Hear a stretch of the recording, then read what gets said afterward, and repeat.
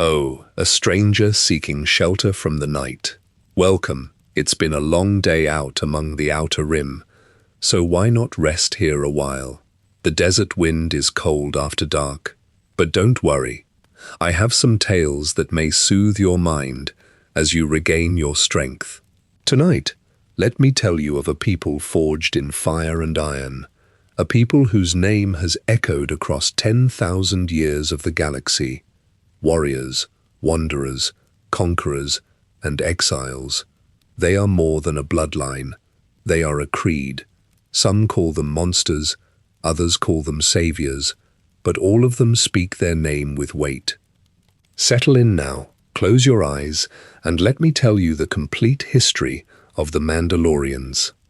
To find the true beginning of the Mandalorians, we must travel far back, long before the Republic stretched its arms across the stars, to a species called the Tong. The Tong were tall and broad, their skin a dull ash grey, their eyes a pale yellow that caught the light like an animal watching from the dark. Coarse folds marked their brows, and their voices carried a low, guttural weight. They lived upon Coruscant, the world that would one day become the shining capital of the galaxy, though in those days it wore no such crown. In those ancient years, the surface belonged to many, and the Tong were only one people among many who fought for a share of it. For generations, the Tong waged war against the 13 human nations that shared the planet with them, a coalition remembered in old records as the Battalions of Gel. The two peoples clashed over territory, over resources, and over pride, and neither side gave ground willingly. The humans held the advantage of numbers, and for a time it seemed the Tong would be pushed from their homes entirely. Yet the Tong held on, sharpening themselves against every defeat, and each loss became a lesson carved into their culture. Then the land itself turned against the humans. A great volcano erupted near the heart of the Gel territory, spewing ash into the sky in such quantity that the sun vanished behind a shroud of black. The darkness hung over the region for 2 full years, and the eruption devastated the human coalition that had pressed the Tong so hard. The Tong watched this destruction and read meaning into it, and from that meaning they drew a new name for themselves. They began to call themselves the Da Werda Verda, which in their tongue meant the Warriors of the Shadow. That name became more than a title. It became the spine of who they were. The Tong treated warfare as a sacred act, something woven into the fabric of their faith rather than a grim necessity to be endured. To fight well was to live well, and to die in battle was to die with honor. Their chants and their war poems, passed down across countless generations, spoke of shadow and steel and the glory of the charge. Every child born among them grew up knowing that the blade and the creed were one and the same. Yet even shadow warriors can be driven from their home. In the long centuries that followed, the fortunes of war shifted once again, and the humans of Coruscant slowly gained the upper hand. Bit by bit, the Tong lost their footholds, their settlements, and their sacred ground. The world they had bled for so many times slipped from their grasp. In the end, the survivors gathered what they could carry and left the planet of their birth behind, casting themselves out into the wider galaxy in search of somewhere new to plant their banners. They found refuge upon a world called Rune, a distant and lonely place far from the crowded lanes of the inner systems. There the Tong licked their wounds and rebuilt their strength, holding fast to the creed that had carried them through every hardship. They were a proud people who had been beaten but never broken, and pride of that kind does not sit quietly for long. Displaced from their home, surrounded by the vast emptiness of unknown space, The town began once more to look outward, hungry for a land they could call their own, and a legacy that no one could take from them. That hunger would soon find its answer in a single warlord whose name would echo down through the ages, a leader who would give the tongue not only a new home, but a new identity that would outlast their entire species. His name would become a title, and that title would become a creed, followed by countless beings across 10,000 years. To understand him, we must follow the town as they left Rune behind and set their eyes upon a savage green world at the edge of the known galaxy. 7,000 years before the Republic built its towering Senate halls on Coruscant, a fleet of battered colony ships descended through the atmosphere of an uncharted world in the Outer Rim. The ships fired their retro thrusters, scorching the fields of tall, pale grass and sending clouds of grey ash rolling into the dense green tree lines. The heavy boarding ramps slammed down into the dirt, and a tall warlord stepped out into the humid air. He possessed broad, heavily muscled shoulders, and thick scars crisscrossed his grey skin. He gripped a long, heavy vibroaxe in his right hand, and his yellow eyes scanned the unbroken horizon of this wild, untamed planet. His followers marched down the ramps behind him, their boots sinking deep into the loamy soil. This warlord claimed the title Mandalore, a word in the Taung tongue meaning sole ruler. He raised his axe toward the jagged mountain peaks in the distance, claiming the entire sphere of dirt and rock for his people. The world teemed with massive predators that dominated the food chain. The ground shook with rhythmic, heavy thuds as colossal reptilian beasts emerged from the jungles. These were the mythosaurs, creatures the size of small cities, possessing thick, impenetrable scales and towering bone crests that scraped against the lower branches of the canopy. Their heavy, clawed feet left craters in the mud, and their massive jaws could crush a starship hull into twisted scrap. The town looked at these towering monsters and saw the ultimate test of their combat doctrines. Mandalore ordered his warriors to draw their weapons, sound their war horns, and march directly into the shadow of the colossal beasts. The hunts lasted for generations, drenching the pale grass in dark blood. Town warriors climbed the dense vines of the jungle canopy, leaping onto the backs of the mythosaurs to drive heavy iron spikes between the thick armored scales. They fired heavy repeating blasters into the joints of the beast's legs, forcing the creatures to collapse into the mud. When a mythosaur fell, the impact snapped trees in half and sent shockwaves through the bedrock. The Tong swarmed the fallen giants, hacking through the thick hide with axes and serrated blades. The air filled with the metallic smell of blood, the stench of ruptured organs, and the smoke from the hunting campfires. Mandalore directed his people to strip the beasts down to the bone. The Taung dragged the massive ribs, skulls, and spines across the plains, using heavy repulsor sleds. They planted the enormous ribs into the earth to form the arches of their new fortresses. They stretched the thick, leathery hides over the bone frames to create weatherproof shelters against the torrential rains. Over the decades, they transformed the hostile wilderness into a network of fortified settlements, entirely built from the remains of the apex predators they had conquered. The town proved their mastery over the environment through sheer physical force and relentless bloodshed. With the world subjugated and the landscape littered with the skeletal remains of the mythosaurs, the warlord officially named the planet Mandalore, carving the title into the central stone pillar of his fortress. Standing before the blazing fires of his encampment, he declared that his people would also take a new name to honor their conquest. They painted the word into their armor and tattooed it onto their gray skin, They became the Mandalorians, a term translating to the sons and daughters of Mandalore. They tied their entire cultural identity to the physical act of claiming this world, binding their bloodline to the dirt and the bones of the beasts they had slain. Cement his authority over this newly forged society, Mandalore sought a physical artifact to represent his absolute rule. He walked into the center of the camp, where the carcass of the largest slain mythosaur lay rotting in the sun.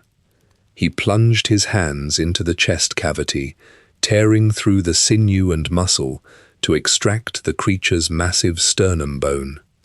He carried the heavy, blood-soaked bone back to his forge and set to work.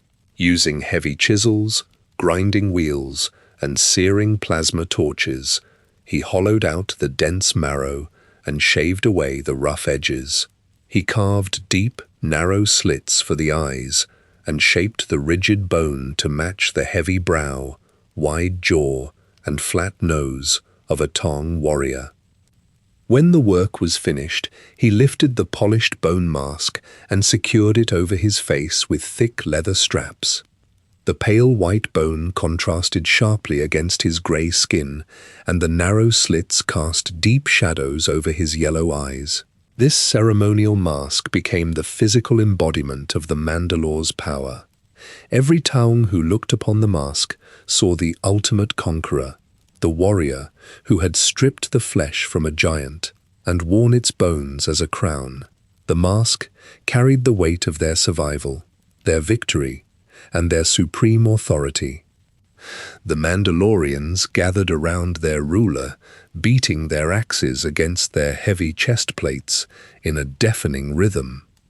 They looked past the bone cities and the cleared jungles, turning their eyes toward the stars above. The planet Mandalore provided them with a foundation, a fortress, and a name, and now their blood ran hot with the desire to test their blades against the rest of the galaxy. They began loading their drop ships with fresh ammunition, heavy armor, and supplies for a long journey. Mandalore stood at the loading ramps, pointing his axe toward the neighboring star systems, ready to launch his people into the dark vacuum of space to conquer entirely new worlds. The fires of the first victory camps on Mandalore burned down to white ash, and the Tong loaded their remaining munitions into the holds of their colony ships. They secured their vibro axes, heavy repeating blasters, and projectile rifles onto magnetic weapon racks, strapped themselves into the troop bays, and launched back into the black void of space. The air inside the transport ships smelled of engine grease, ozone, and sweat.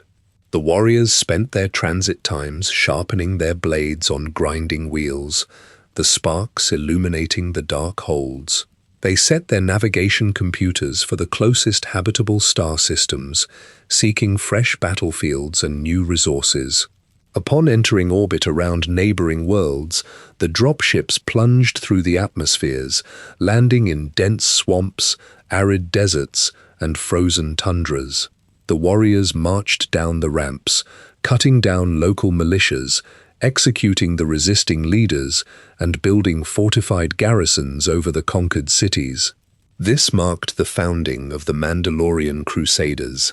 The Tong transformed themselves into a nomadic army, stripping raw materials from each fallen world to fuel the construction of new transport ships and heavier weapons. Generation after generation, the Crusaders pushed their border outward. Over the course of 3,000 standard years, they forged a massive pocket of controlled space in the outer rim.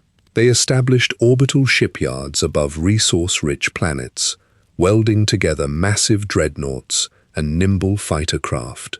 Forge masters hammered plates of iron over roaring plasma furnaces, shaping breastplates, greaves, and gauntlets. They quenched the hot metal in vats of oil, producing armor capable of withstanding heavy blaster fire. The Mandalorians bored into asteroids to create hidden fuel depots and stationed patrol fleets along the hyperspace lanes. The territory expanded steadily toward the galactic core, pressing against the very fringes of the Republic. Crusaders dropped from low orbit in unpowered insertion pods, slamming into the defensive trenches of frontier outposts. They engaged Republic security forces in close-quarters combat, driving vibroblades through plasteel armor and firing scatterguns at point-blank range. They exacted heavy tolls on trade routes and raided frontier outposts, leaving behind shattered Durasteel blast doors and plundered supply vaults. As the Crusades stretched across thousands of light-years, the Taung sustained heavy casualties. The continuous warfare thinned the ranks of the grey-skinned warriors. To replenish their numbers and maintain their expanding borders, the Taung began conscripting the strongest fighters from the worlds they conquered. They took in humans, Twi'leks, Zabaks, and other humanoids, severing them from their former allegiances. A recruit proved their worth in the fighting pits, bare-knuckle brawling on packed dirt floors, until the commanders tossed them a set of heavy iron armor. When a conquered soldier joined the ranks, they stood before the forge. A Mandalorian armorer branded their shoulder with a searing iron, marking them as a foundling. They shed the uniforms of their past nations and strapped on the heavy, segmented armor of the Crusaders. They ate at the same mess tables, drank the same fermented tiha from dented metal canteens, and slept on the same hard steel bunks. Through this process, the physical traits of the Taung became rare sights in the staging areas. The term Mandalorian evolved into a strict martial code, applied equally to any being willing to bleed for the Mandalore. A warrior standing in the shield wall possessed blue skin and leku, or human features, or the heavy brow of an original Taung. The helmet covered the biological traits, presenting a unified front of identical T-shaped visors and heavy gauntlets. They spoke the same guttural language, memorized the same combat doctrines, and painted the same crests on their chest plates. The sight of those distinctive helmets became a reliable indicator of violence across the galaxy. Mercenaries bearing the Mandalorian crest walked into the spaceports of neutral worlds, their boots thudding heavily against the metal decking. They carried thermal detonators on their belts and long-barreled sniper rifles slung over their shoulders. Local enforcers stepped aside, and cantina patrons lowered their eyes to their drinks. The Crusaders took contracts for planetary sieges, assassinations, and frontline combat, demanding payment in raw Beskar iron, fuel, and heavy munitions. They fought in mud-filled trenches, in the zero-gravity vacuum of space, and in the dense corridors of orbital stations, proving their effectiveness through high body counts and successfully completed bounties. The galaxy learned to recognize the Mandalorians as the most lethal, highly trained combatants available for hire, a people entirely dedicated to the physical mechanics of war. For thousands of years, the Crusaders operated independently in the Outer Rim, fighting local skirmishes and expanding their territory at a measured pace. The Republic Senate in the core worlds read the casualty reports from the borders and dispatched dreadnoughts to hold the lines, focusing primarily on internal trade disputes. The Crusaders required a massive, galaxy-spanning conflict to draw them fully out of their isolated territory and into the center of the galactic stage. A new warlord rose to power, buckling the bone mask of the Mandalore over his face, just as a schism erupted between the users of the Force. Armadas of dark-hulled warships gathered in the deep core, commanded by warriors wearing heavy robes and wielding red energy blades. The Mandalore watched the hyperspace lanes fill with troop transports and saw an unprecedented opportunity to test his Crusaders against the famed Knights of the Republic. The Crusaders remained within their established borders, stockpiling raw materials and expanding their shipyards across the Outer Rim. They focused on mining operations and training regiments, keeping a deliberate distance from the Republic patrol routes. This isolation ended when the Great Sith War spilled into their sector. Two fallen Jedi, Exar Kun and Ulic Queldroma, commanded massive armies of dark side acolytes and conscripted soldiers pushing toward the core worlds. Ulic Queldroma traveled to Kuar to confront the leader of the Crusaders, a warrior wearing the bone mask, carrying the title Mandalore the Indomitable. Ulic challenged Mandalore to single combat to determine control of the Crusader army. They met on the flat, rocky plains of Kuar. Mandalore the Indomitable rode a basilisk war droid, a massive machine shaped like a predatory beast, bristling with laser cannons and heavy armor plating. Ulic stood on the dirt, holding his ignited lightsaber. Mandalore launched the basilisk forward, firing heavy repeating blasters and swinging thick, heavy chains. Ulic evaded the weapon fire, leaped over the mechanical legs, and slashed his lightsaber through the support joints. The heavy droid collapsed into the dust, throwing Mandalore to the ground. Mandalore drew his vibro axe and charged. Ulic parried the heavy blows and struck Mandalore's weapon aside. The Sith Lord stood over the fallen warlord with his glowing blade pointed at the bone mask. Mandalore the Indomitable knelt in the dirt, bowed his head, and swore his allegiance to Ulic Queldroma. The entire Crusader army pledged their weapons to the Sith cause. The Mandalorians integrated their fleets with the Sith armadas and launched a massive offensive against the Republic. They struck first at Furost, a heavily fortified Republic shipyard suspended in orbit above a barren world. Mandalorian boarding parties blasted through the airlocks of the orbital docks, throwing thermal detonators into the security checkpoints. They slaughtered the defending technicians and sliced into the shipyard's command frames. The Crusaders hijacked hundreds of docked Republic warships, adding the massive cruisers to the Sith fleet.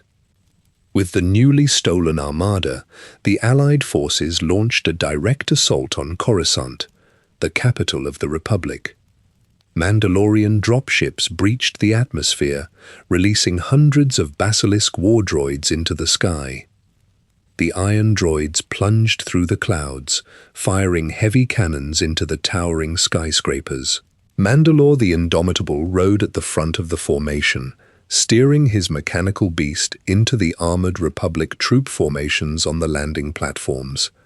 The Crusaders leapt from their mounts, driving vibroblades through the chest plates of Republic guards. Smoke filled the sky, and the smell of burning ozone covered the streets. The Republic counterattack eventually forced the Sith forces to retreat, leaving the Crusaders to pull back to their staging grounds after inflicting massive casualties. Following the assault on the capital, Mandalore the Indomitable led his warriors to the planet Onderon to secure a stronghold. The planet featured dense jungles and a single fortified city named Iziz, protected by massive stone walls and turrets. The Mandalorians launched their basilisk droids toward the city, aiming to crush the defenses. As they descended, the beast riders of Onderon launched from the city walls. These warriors rode flying predators called Drexels, creatures with leathery wings and razor-sharp teeth. The beasts collided with the basilisk droids in mid-air, tearing through metal plating with their claws. The sky over Iziz filled with the screeching of the beasts, the roar of blaster fire, and the explosions of the falling war droids. Republic reinforcements dropped out of hyperspace during the aerial battle, surrounding the Mandalorian fleet in orbit. Heavy turbo laser fire ripped through the Crusader warships, igniting their fuel cells and sending flaming debris crashing toward the planet below. Mandalore the Indomitable saw his fleet burning and ordered a full retreat. He steered his damaged basilisk droid toward Dixon, the densely forested moon orbiting Onderon, to evade the Republic cruisers. The mechanical beast trailed thick black smoke as it plummeted through Dixon's atmosphere. The droid crashed into the jungle canopy, snapping tree trunks and tearing through vines before slamming into the mud. Mandalore the Indomitable pulled himself from the wreckage. His armor bore deep scorch marks, and his breathing came in heavy, ragged gasps. He stood alone in the humid, shadow-filled jungle. The sounds of breaking branches and heavy footsteps echoed through the trees. The smell of predatory beasts surrounded him. A pack of vicious creatures emerged from the foliage. They circled the wounded warlord, baring their fangs and growling deeply. Mandalore the Indomitable gripped his vibro-axe, planting his boots firmly in the mud. He swung the heavy blade, cleaving through the thick hide of the first beast, to leap at him. The pack swarmed him, burying their teeth into the gaps of his iron armor. They dragged the warlord down, tearing his flesh and shattering his breastplate. Blood soaked into the soil of Dixon. Mandalore the Indomitable died surrounded by the beasts, his weapons falling from his hands. Hours later, a lone Crusader scout tracked the smoke of the crashed basilisk and discovered the remains of the battle. The scout stepped over the carcasses of the beasts and looked down at the shredded armor of his former leader. He reached into the mud and picked up the bone mask. The scout wiped the dirt and blood from the smooth white surface, lifting it toward the light, filtering through the trees. He pressed the mask against his own face, buckling the leather straps over his head. The moment the bone settled against his skin, the scout claimed the title of Mandalore, ready to gather the scattered remnants of his people and forge an entirely new path forward. A town warlord pulled the blood-stained bone mask from the mud of Dixon and fastened the thick leather straps tightly over his heavy brow. His grey skin bore deep chemical burns and jagged scars from decades of frontline combat. He gripped a heavy blaster cannon in his massive, thick-fingered hands, feeling the cold weight of the metal, and claimed the title Mandalore the Ultimate. He walked out of the dense jungle canopy and inspected the surviving Crusader encampments. He stepped past rows of empty iron canteens and counted the vacant cots inside the canvas tents. The Taung species faced total physical annihilation. Their numbers had dropped to a mere fraction of their original strength after generations of constant warfare. The medical droids worked constantly in the triage centers, their servos whining as they patched severed limbs, sealed ruptured organs, and injected coagulants into bleeding wounds. The air in the camps smelled of ozone, sweat, and rotting flesh. Mandalore the Ultimate observed the grey blood soaking into the dirt and recognized the immediate need for a massive influx of fresh soldiers. He ordered his commanders to open the proving grounds to the alien species of the conquered worlds. Transport ships touched down heavily on the landing pads, kicking up clouds of dust and offloading thousands of humans, Mandalorian giants, and Twi'leks into the humid air of the staging areas. The Crusader instructors forced the recruits into shallow craters filled with thick, wet mud and handed them rusted vibroblades. The aliens fought bare-handed, breaking bones and fracturing skulls under the heavy rain to prove their worth. The instructors dragged the bruised and bleeding survivors out of the pits and marched them directly to the heavy iron forges.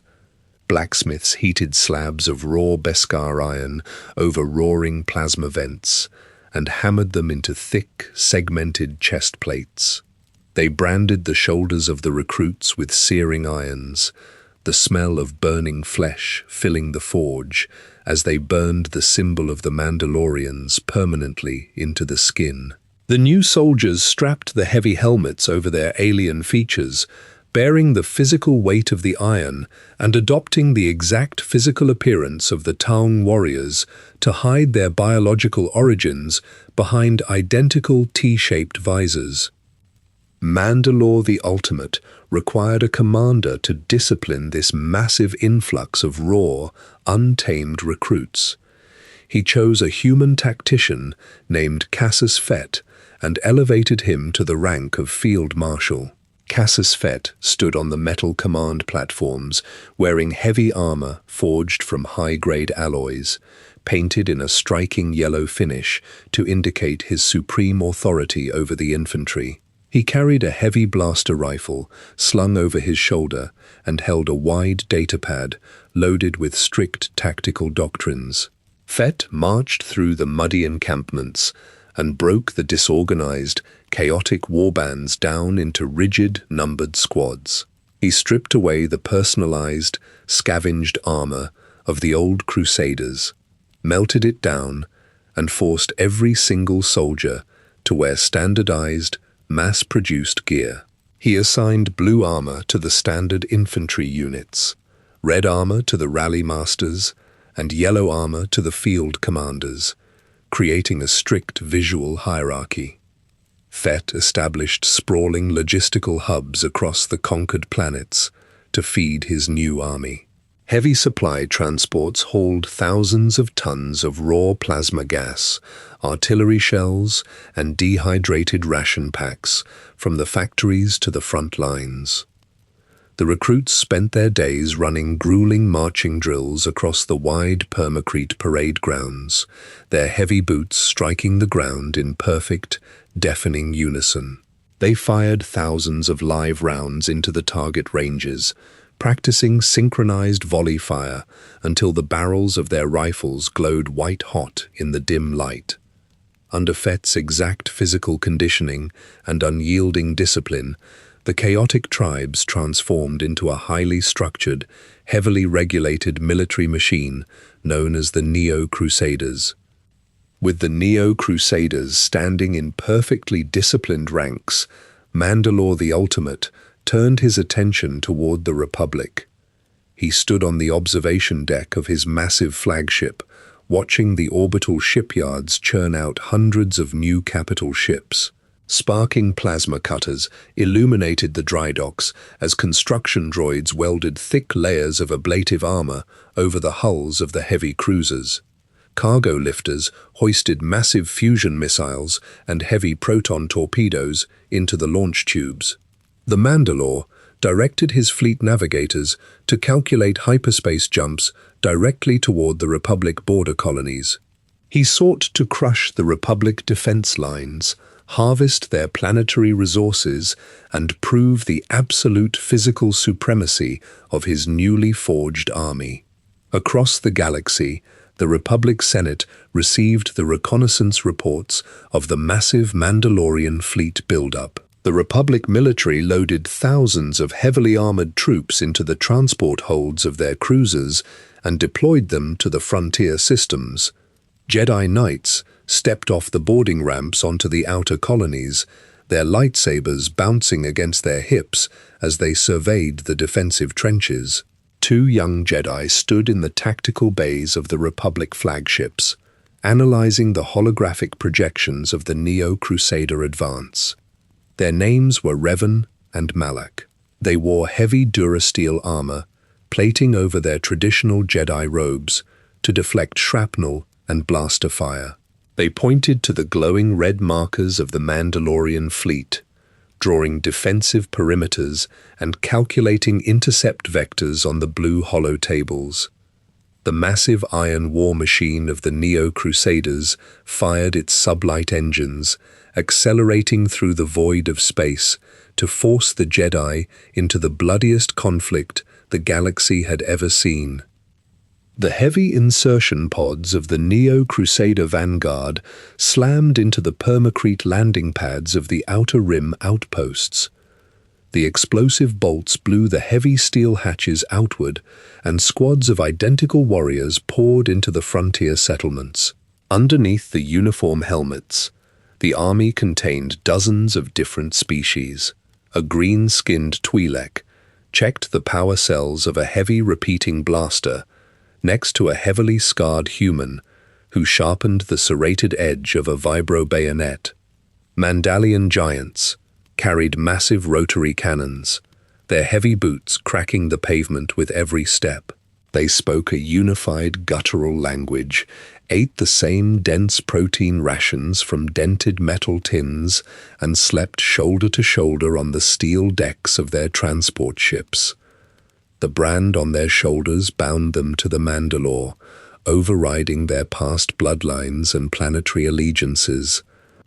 The commanders in yellow armor directed this massive force with absolute precision. They pointed their gauntlets at the Republic comm towers and the garrison armories, issuing short, guttural commands over the encrypted comm channels. The assault squads pushed forward in tight, overlapping formations, locking their heavy iron shields together to deflect incoming blaster fire. The rally masters in red armor stood directly behind the front lines, firing their rifles over the shoulders of the infantry. If a recruit broke formation or dropped their weapon, the rally master fired a single blaster bolt into the recruit's back, instantly executing them to enforce the rigid discipline of the unit. The vanguard dismantled the local security forces, crushing the defending militias under a relentless barrage of thermal detonators and heavy artillery shells. The Neo-Crusaders broadcasted the footage of their burning conquests across the HoloNet, projecting images of shattered Republic garrisons and kneeling prisoners directly into the core worlds. They presented their military structure as the New Order, demonstrating its physical superiority through violent conquest. On Coruscant, Republic senators sat on soft repulsor pods inside climate-controlled chambers, holding extensive debates and filing endless datapads of bureaucratic petitions. In the Neo-Crusader camps, field promotions occurred over the bodies of fallen enemies. A warrior claimed the armor of a dead commander, took up their weapons, and immediately assumed control of the squad. The Mandalorians respected physical strength, tactical efficiency, and endurance, rewarding only raw combat performance and survival. They viewed the Republic as a bloated, decaying structure, heavily reliant on automated defense grids and conscripted local security forces. Amidst the perfectly synchronized marching drills and the identical armor of the new recruits, an older warrior named Roland Dewey walked through the staging areas. He wore the older, heavily customized armor of the original Crusaders. Deep gouges and carbon scoring covered his chest plates, and his visor featured a narrow, horizontal slit, entirely different from the uniform T-shape of the current ranks. He carried a heavy projectile rifle and observed the changing structure of his people. He watched the young, newly branded aliens cheering as they executed bound prisoners and pillaged the local supply vaults. They fought for the spoils of war, the raw credits, and the adrenaline of the slaughter, completely abandoning the sacred martial traditions of the town. Roland Dewey walked into the command tents and examined the glowing blue holographic projections of the galaxy map. He traced his thick, armored fingers over the red markers representing the Mandalorian fleets, pushing deep into Republic space. He studied the casualty reports, noting the thousands of dead Neo-Crusaders listed on the scrolling datapads. The Mandalore ordered massive orbital bombardments on barren planets devoid of military shipyards or fuel depots, demanding the total subjugation of heavily fortified worlds while expending vast amounts of ammunition, fuel, and soldiers. Roland gripped the edge of the holotable and asked the rally masters to explain the strategic objectives of the campaign. He demanded to know why they aggressively provoked the entire Republic military machine while leaving their own supply lines stretched and vulnerable. The field marshals pointed to the burning Republic cruisers in orbit, and the massive influx of plundered resources. They dismissed his questions, citing the absolute authority of the Mandalore and the continuous stream of victories across the Outer Rim. Roland narrowed his eyes behind his visor, looking past the immediate destruction. He recognized a hidden pattern in the deployment vectors, a deliberate, reckless escalation driving the Mandalorians toward a conflict of total annihilation. He suspected the influence of the Sith, or a fundamental corruption within the High Command, pushing the entire culture into a war designed to break them. He checked the ammunition in his rifle, secured his helmet, and walked back out into the muddy encampment, determined to find the true purpose behind the unending bloodshed. The massive fleets of the Neo-Crusaders fired their heavy thrusters and left the burning ruins of the frontier outposts behind. They jumped back into hyperspace, their navigational computers locked onto the densely populated trade hubs of the Republic border. The vanguard ships dropped out of light speed at the edges of the Taris sector, powering up their heavy turbo lasers and preparing to test the limits of the Republic defense fleets in a prolonged and brutal engagement. The Mandalorian fleets pushed into the fringes of the Republic over the course of several standard years. Heavy cruisers targeted isolated mining colonies and agricultural worlds in the Outer Rim. Neo-Crusaders dropped onto the surface of these planets and leveled the outposts. They fired heavy incendiary charges into the population centers, burning the structures down to their stone foundations. The soldiers marched through the settling ash, loading the raw ores, the harvested grains, and the seized fuel reserves onto their repulsor sleds. The heavy treads of their vehicles crushed the remains of the agricultural equipment. Millions of colonists died in the bombardments, their bodies buried under collapsed durasteel bulkheads and shattered permacrete walls. The Republic Senate on Coruscant received the casualty reports detailing the physical destruction of the colonies. The senators kept their fleets anchored at the core worlds and held their troop transports in reserve. The targeted systems lay far from the major hyperspace trade routes, and the Republic military maintained its defensive lines around the densely populated inner sectors. The Mandalorians advanced their fleets closer to the planet Taris. Taris consisted of towering skyscrapers, interconnected walkways, and heavily trafficked spaceports covering the entire landmass. Cargo freighters hauled heavy containers of goods from the Tarisian docks to the rest of the Outer Rim. Republic defense armadas moved into the sector, parking their heavy dreadnoughts in high orbit above the city planet. For an entire standard year, the two military forces engaged in a heavily monitored standoff along the border. Mandalorian scout ships flew past the Republic sensor grids, prompting the automated defense cannons to track their flight paths. Republic fighters fired live blaster rounds across the bows of the Mandalorian cruisers. The command crews on both sides stood on their bridge decks, watching the tactical screens and tracking the thermal signatures of thousands of enemy vessels in the dark space between the planets. Mandalore the Ultimate stood on the bridge of his flagship and ordered the full-scale invasion in the year 3964 BBY. The Mandalorian fleets fired their sublight engines and charged directly into the Republic defensive formations. Heavy turbo lasers tore through the shielding of the Republic dreadnoughts, melting their hull plates and triggering massive chain explosions in their fuel magazines.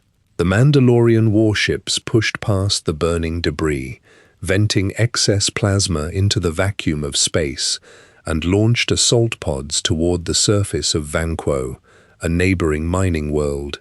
Neo-Crusaders breached the deep underground tunnels of Vanquo, firing flamethrowers and heavy repeating blasters into the ranks of the Republic garrison troops.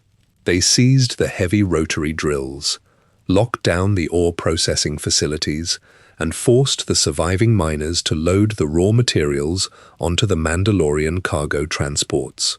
The invasion force then closed in on Taris, positioning their dreadnoughts around the planet to block the trade routes.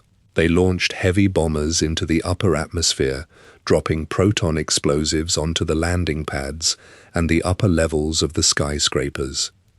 Concurrently, Mandalore split his fleet and directed a massive bombardment group toward the planet Sirocco. The Republic had stationed a heavy fleet above Sirocco, building vast military bases among the surface cities populated by the native stereb species. The Mandalorian cruisers bypassed the orbital defenders and launched dozens of nuclear missiles directly at the planetary surface. The warheads struck the ground, detonating with blinding white flashes.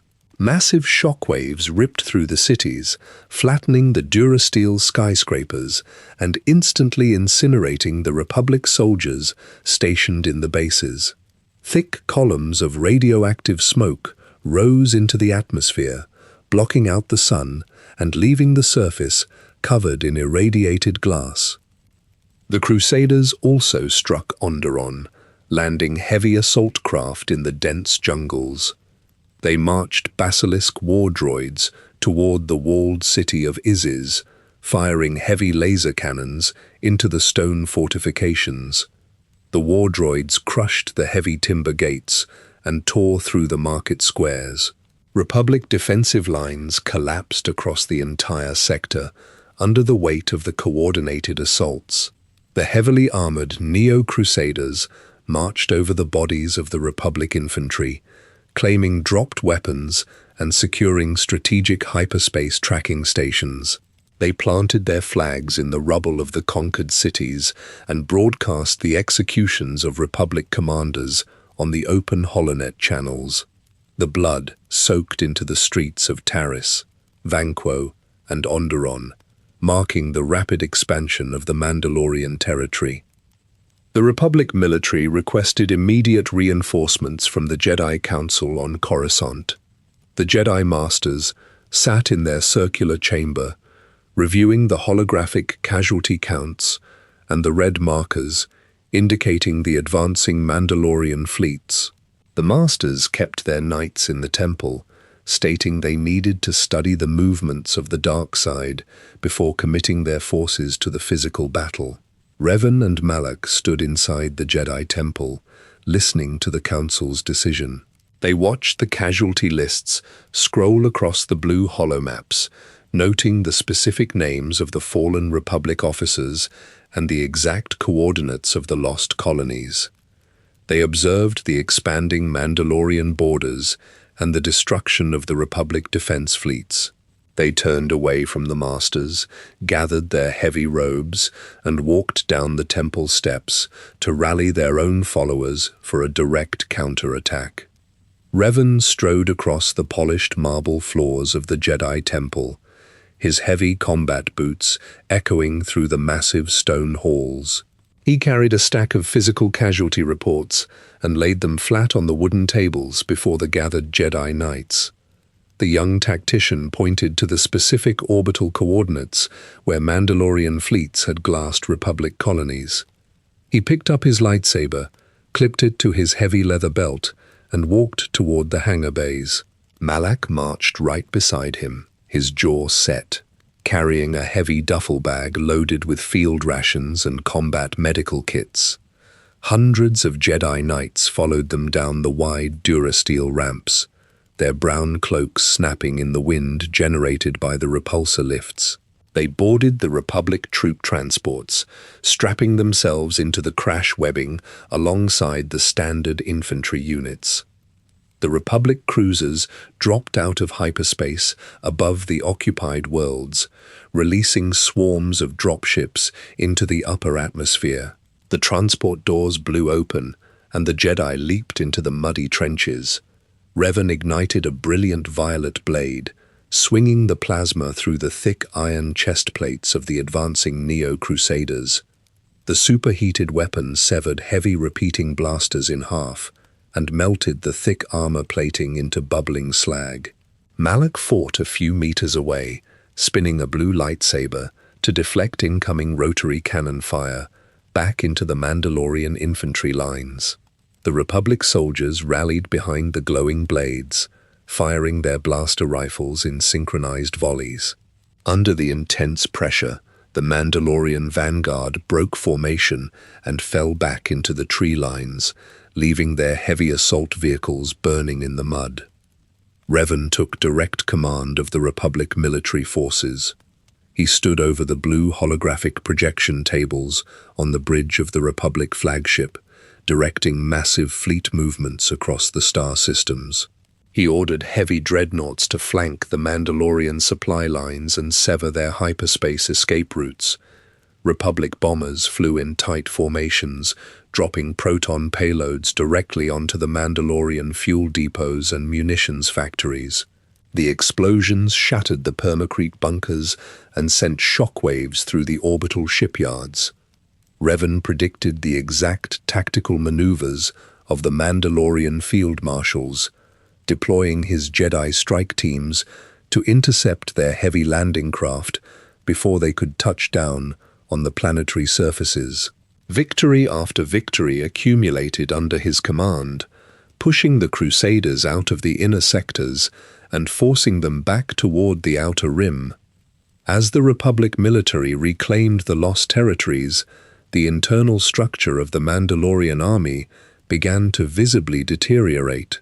Mandalore the Ultimate demanded fresh troops to replace the thousands of casualties inflicted by Revan's Jedi forces. The field marshals landed their transports on impoverished, occupied worlds and opened their armories to the local populations. They handed heavy iron helmets and blaster rifles to anyone willing to put them on. Desperate scavengers, criminals, and starving colonists strapped the segmented armor over their unwashed clothes. These new recruits joined the Neo-Crusaders to escape the forced labor camps or to gain direct access to the planetary treasuries. The quality of the Mandalorian infantry dropped drastically. The new conscripts bypassed the rigorous physical conditioning and combat drills of the earlier generations. On the battlefields, they abandoned the tight shield walls to scavenge valuable tech components from destroyed Republic droids. They stuffed stolen credits and raw gems into their utility pouches, while their squad leaders shouted orders over the comm channels. When the Republic artillery fired upon their positions, the untrained recruits broke ranks, scrambling over piles of rubble to find cover in the ruined buildings. They fired their weapons blindly over barricades, discharging thousands of rounds of plasma ammunition into the empty air and the ruined permacrete walls. The original Taung warriors and the early foundlings watched these undisciplined scavengers wear the same blue and red armor, weakening the physical strength of the army with every new conscription wave. Revan observed the chaotic movements of the Mandalorian infantry through his macro binoculars. He watched the disorganized squads break formation and identified the structural collapse of the enemy's chain of command. He ordered his generals to press the offensive, driving the heavy Republic walkers directly into the fracturing Mandalorian lines.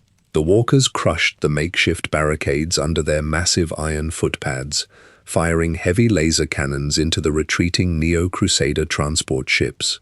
The Crusaders abandoned their forward operating bases, leaving behind crates of ammunition, half-eaten ration packs, and their own wounded soldiers bleeding on the medical cots. The Mandalorian fleets retreated, system by system, jumping through hyperspace to evade the pursuing Republic armadas. Their hulls bore deep scorch marks, and their engines trailed thick streams of venting plasma. Mandalore the Ultimate ordered his surviving warships to gather at the extreme edge of the galaxy to make a final, unified stand. Revan tracked their hyperspace trajectories and plotted the coordinates on the navigation computer. He pointed his armored finger at a barren, jagged world surrounded by intense gravity wells and swirling storms of rock. He ordered the entire Republic military to load their weapons, power up their main drives, and follow the Mandalorian fleet directly into the shadow of Malachor.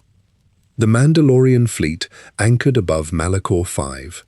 The planet featured jagged crust formations and violent atmospheric storms, crackling with green lightning.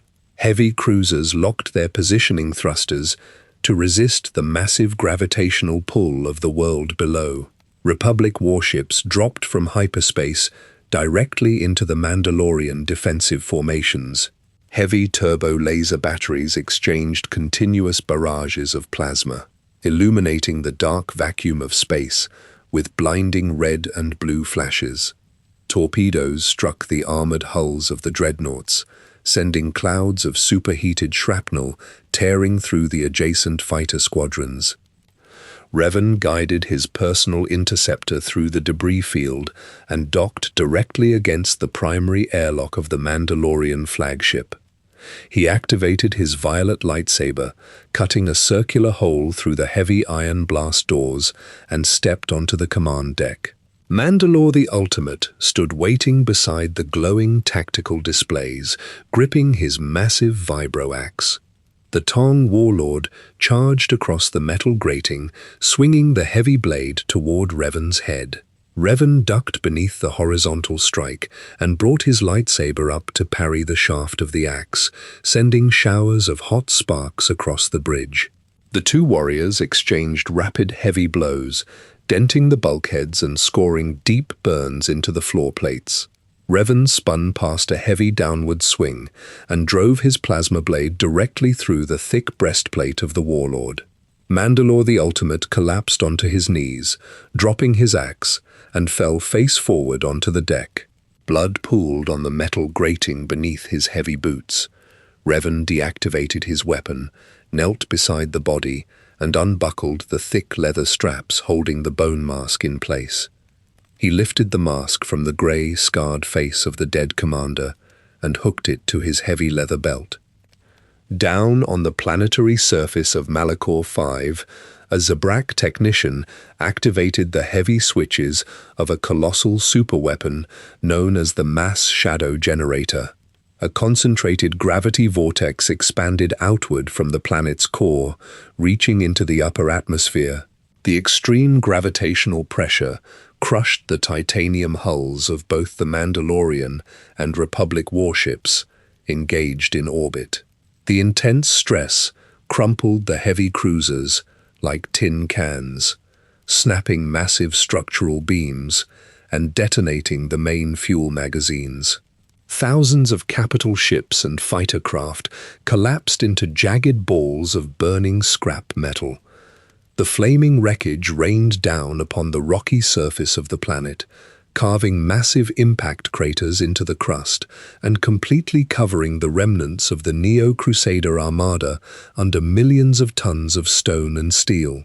Green lightning flashes illuminated the falling debris as the fleets crashed into the rock. The surviving Mandalorian commanders steered their crippled dropships away from the gravity well and landed on nearby asteroid outposts. They powered down their engines and stepped off the boarding ramps. Republic infantrymen surrounded the landing pads, pointing their blaster rifles at the heavy iron helmets of the Neo-Crusaders. Revan stood before the prisoners, holding the bone mask of the Mandalore in his right hand. He ordered the Republic technicians to impound the remaining Mandalorian vessels and completely dismantle the Basilisk war droids. Plasma cutters sliced through the mechanical legs of the beasts, and heavy hydraulic presses flattened their rotary cannons into thick discs of scrap metal. Revan commanded the Mandalorians to unbuckle their iron chest plates, remove their gauntlets, and leave their weapons in piles on the permacrete floor. The warriors stripped off their heavy armor, leaving the identical T-shaped visors staring blankly at the ceiling. Republic soldiers loaded the confiscated armor onto heavy cargo skiffs, transporting the iron to smelting facilities. Revan took the mask of the Mandalore, boarded his shuttle, and carried the central artifact of their culture away into Republic space. The disarmed veterans dispersed across the galaxy on civilian cargo freighters. They walked into dimly lit cantinas on backwater worlds, wearing mismatched leather flight suits and carrying cheap, mass-produced blaster pistols in their holsters. The stench of stale sweat, cheap alcohol, and burned ozone filled the cantinas where they gathered. They accepted payment in tarnished credits to stand outside spice warehouses, break the kneecaps of gambling debtors, and shoot rival smugglers in the crowded alleys of spaceports.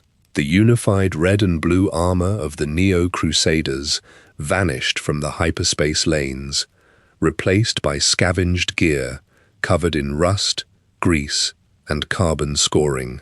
They drank fermented tihar from dirty glass tumblers in the corners of taverns, staring at the sticky floor grates while nursing bruised knuckles and fresh combat scars.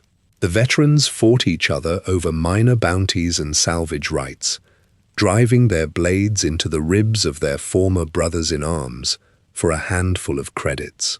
The unified army splintered into thousands of individual mercenaries, taking contracts from local crime syndicates and corrupt planetary governors across the Outer Rim. Among these scattered mercenaries, a heavily scarred human veteran possessing a square jaw and a thick cybernetic implant over his right eye packed his remaining gear into a canvas duffel bag inside a cramped transit station. He loaded a heavy repeating blaster with fresh plasma cells and tightened the straps on the last intact pieces of his silver Crusader armor. He walked up the boarding ramp of a smuggling freighter, paying the pilot a stack of credits for a passage to the fringes of the sector, ready to sell his heavy combat experience to the highest bidder in the criminal underworld. A heavily scarred human veteran stepped off the boarding ramp of a smuggling freighter onto the metal decking of the Taris Lower City. His name was Canderous Ordo. He carried a heavy repeating blaster cannon slung over his shoulder and bore a thick cybernetic implant grafted directly over his right eye. He walked through the dimly lit cantinas, taking contracts from the local exchange boss, Davik Kang.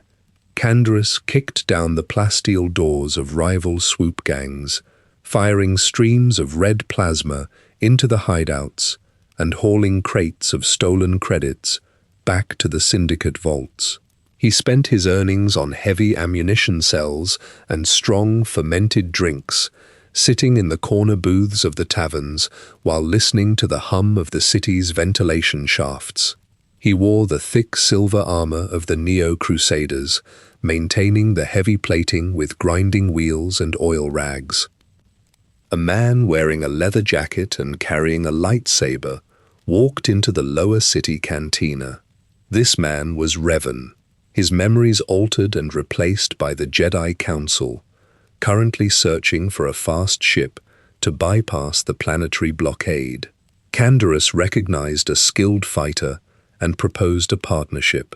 The two warriors breached the heavily guarded syndicate hangar, shot their way past the automated defense turrets, and boarded the freighter named the Ebon Hawk. Canderous strapped himself into the gunner's seat, gripping the firing yokes and blasting through the Sith fighter squadrons in orbit. He traveled across the galaxy with Revan, dropping into active combat zones on multiple planets. Canderous fired his heavy cannon into the ranks of the Sith infantry, standing shoulder to shoulder with the man who had previously dismantled the Mandalorian fleet.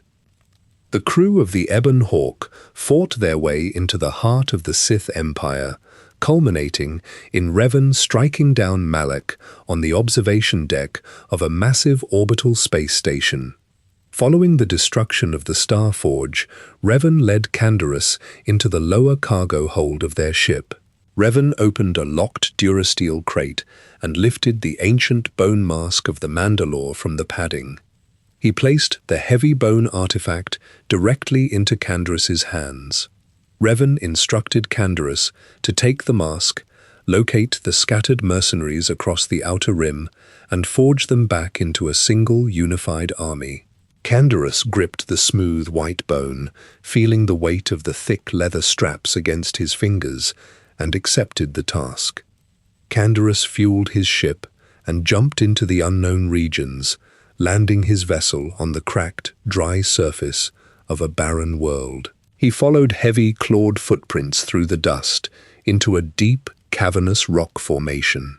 Inside the cave, he found a solitary giant sitting beside a small campfire.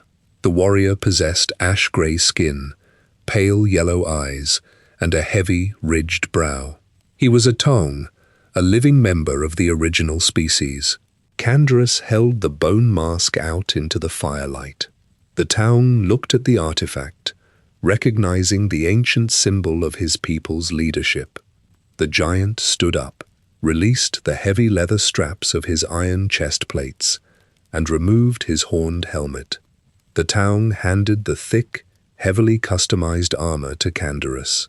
Canderous stripped off his silver Neo-Crusader gear and strapped the ancient iron plates over his shoulders, securing the horned helmet over his head. Canderous plotted a hyperspace route to Sun, the dense jungle moon orbiting Onderon. He landed his ship in the exact clearing where Mandalore the Indomitable had fallen decades earlier. Canderous hacked through the thick green vines with a serrated machete, exposing the rusted permacrete foundations of the old Crusader outposts. He hauled heavy metal plating from the wreckage of crashed dropships and welded the pieces together to rebuild the perimeter fences. He powered up a massive communications array, routing the power cables directly into his ship's reactor, and broadcasted a wide-frequency call across all the mercenary channels in the hyperspace lanes. He stood before the roaring campfires of his new base, wearing the ancient armor and holding the bone mask, officially taking the title Mandalore the Preserver. Small shuttlecraft and dented cargo haulers soon descended through the thick jungle canopy, landing heavily on the cleared permacrete pads. Warriors stepped out of the holds wearing mixed scrap armor, rusted gauntlets, and stained civilian flight suits. They gathered around the fires, holding their blasters up and swearing their weapons to the new Mandalore. Canderous organized the arrivals into squads, setting up target ranges and forcing the recruits to fire heavy rifles into the thick tree trunks. Mechanics dragged salvaged parts from the jungle and welded them back into functioning basilisk war droids. The sound of heavy hammers striking hot iron filled the camp. Many holocom receivers across the galaxy played the broadcast, while their owners turned the volume dials down. Thousands of veterans stayed in the deep spaceports of the Outer Rim, drinking tea from dirty glasses and taking assassination contracts from local crime lords. Canderous walked the perimeter of his camp on Sun, looking up at the dark sky past the canopy leaves. His army numbered in the hundreds, consisting of a small fraction of the millions that had marched in the previous generation. He gripped his heavy repeater and watched the mechanics load plasma cells into the war droids, preparing to gather his people drop by drop. He set the foundation for the long millennia of warfare and rebuilding that awaited the Mandalorians in the ages to come. Sparks showered over the heavy iron anvils inside the stone forges of Sun. Mandalorian armorers plunged thick metal tongs into roaring plasma furnaces, pulling out glowing slabs of salvaged Beskar and Durasteel. They swung heavy hammers, striking the red-hot metal to flatten the plates and shape the alloy to fit the shoulders of a new generation of recruits. Warriors strapped the fresh armor over their padded flight suits, loaded heavy repeating blasters into the cargo holds of their dropships, and launched toward the hyperspace lanes. They landed on Republic border outposts and Sith-controlled mining colonies, firing rockets and throwing thermal detonators directly into the mud-filled defensive trenches. Blaster bolts melted the permacrete barricades and shattered the heavy blast doors. The warriors loaded crates of plundered credits, raw iron ore, and volatile fuel cells onto their repulsor sleds. Republic and Sith counterattacks inevitably brought massive walker units and concentrated artillery fire, forcing the surviving Mandalorians back up their boarding ramps. They retreated to their jungle camps, dragged their dead onto blazing funeral pyres, and carried the dented, blaster-scorched armor back to the anvils. The smiths heated the cracked plates, hammered the deep dents flat, and handed the repaired gear to the next line of foundlings. This physical cycle of dropping onto contested planets, firing heavy weapons, retreating under artillery fire, and reforging broken armor repeated continuously across thousands of planetary rotations. Huge armadas of dark-hulled Sith dreadnoughts and wedge-shaped Republic cruisers filled the vacuum of space above the outer rim. Heavy turbo lasers sliced through the titanium hulls of the capital ships, sending massive chunks of burning metal crashing into the oceans and agricultural fields of the worlds below. The Mandalorians walked directly into the center of these active battlefields. They took lucrative combat contracts from the Republic generals wearing white armor and the Sith lords wearing heavy black cloaks. Mandalorian mercenaries crouched in rainwater-filled trenches, looking through the optical scopes of long-barreled projectile rifles. They pulled the heavy triggers, sending high-velocity slugs shattering through the visors of enemy commanders. They mounted heavy repeating blasters on the jagged ridges of collapsed buildings, laying down continuous streams of red plasma, while their employers moved infantry columns across the smoking rubble. The mercenaries demanded their payment in high-grade starship fuel, military-grade medical supplies, and raw heavy metals. They hauled the heavy crates of payment back to the Mandalore sector, stacking the resources inside deep underground vaults, illuminated by flickering glow rods. Warriors dismantled the heavily organized infantry blocks of the previous generations, taking separate contracts across the galaxy and leaving the massive central command tents completely empty. They scraped the uniform, blue, red and yellow colors from their chest plates, using heavy wire brushes and chemical solvents. The air in the camps smelled of acidic paint thinners and melting slag. The warriors mixed fresh batches of pigment and applied custom colors to their armor. A warrior painted their helmet black to represent a specific combat achievement, and another painted their gauntlets green to mark their allegiance to a specific clan leader. They welded custom attachments directly to their gauntlets, adding wrist-mounted flamethrowers, heavy grappling cables, and whistling bird launchers. They strapped heavy jetpacks to their backplates. The warriors stood around the roaring campfires on Mandalore, displaying completely unique combinations of armor plates, specialized weapons, and complex clan sigils painted heavily over their visors. A warrior possessing heavily customized iron armor and a thick, blast-resistant helmet stepped onto the central stone platform in the capital city of Mandalore. He carried a heavy Beskar spear in his right hand and claimed the title Mandalore the Uniter. He looked out at the scattered clans fighting each other in the dirt streets over salvage rights and minor territorial disputes. Mandalore the Uniter drove the heavy shaft of his spear directly into the stone floor, sending a sharp crack echoing across the courtyard, and called the clan leaders to the raised platform.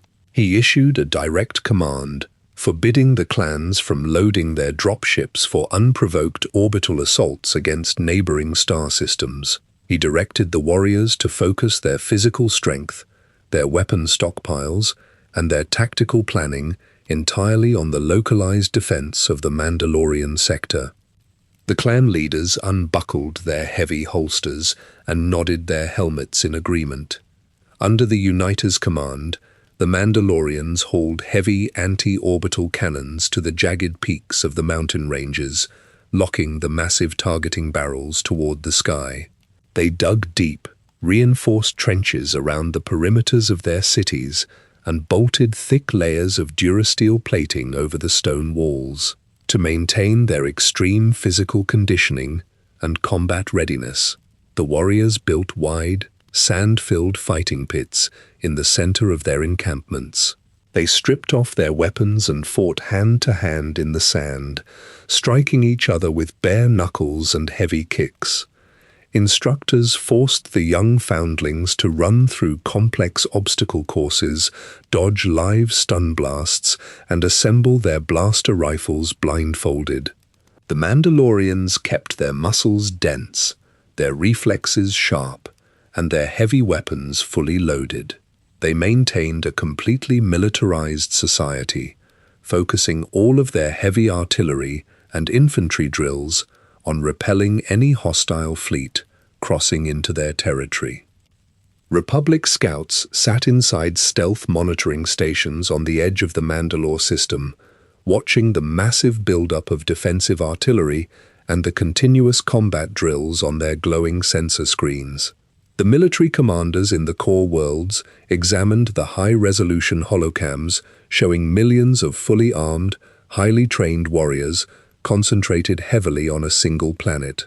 The Senate authorized the assembly of heavy cruisers and specialized naval task forces, loading thousands of troops into the staging bays to launch a massive preemptive strike and permanently dismantle the fortified Mandalorian war machine. Republic capital ships dropped from hyperspace at the outer edge of the Mandalore system, their heavy sublight engines burning brightly against the black backdrop of space. Thousands of wedge-shaped dreadnoughts and nimble strike cruisers formed a tight, overlapping blockade around the planet. Republic admirals stood on their bridge decks, reading the glowing tactical data pads detailing the massive buildup of Mandalorian ground forces. They issued immediate firing commands to their gunnery crews. The heavy turbo laser batteries across the entire fleet pivoted on their magnetic mounts, locking their targeting computers onto the exact coordinates of the Mandalorian cities, the fortified mountain trenches, and the sprawling military training camps. The fleet unleashed a concentrated orbital bombardment directly onto the surface of Mandalore. Massive beams of superheated red and blue plasma struck the planet, impacting the ground with enough kinetic force to shatter the bedrock. The dense green jungles caught fire instantly, the flames spreading across thousands of kilometers and turning the towering trees into pillars of black ash. The rivers and lakes boiled, sending thick columns of white steam rolling into the atmosphere. Mandalorian warriors stationed at the heavy anti-orbital cannons fired back into the sky, sending heavy slugs and laser blasts toward the Republic cruisers. The sheer volume of the Republic bombardment overwhelmed the planetary defenses. The heat from the continuous turbo laser fire melted the iron barrels of the anti-orbital cannons and reduced the heavy durasteel perimeter walls to bubbling pools of molten slag. The bombardment lasted for continuous hours, pounding the planet until the permacrete cities collapsed into dust. The extreme temperatures scorched the planetary crust, crystallizing the soil and pulverizing the mountain ranges. When the Republic fleet finally ceased firing and rotated their ships back toward the core worlds, the physical landscape of Mandalore had changed entirely. The lush jungles and green plains were gone, replaced by an endless, rolling desert of fine white sand and jagged patches of fused glass.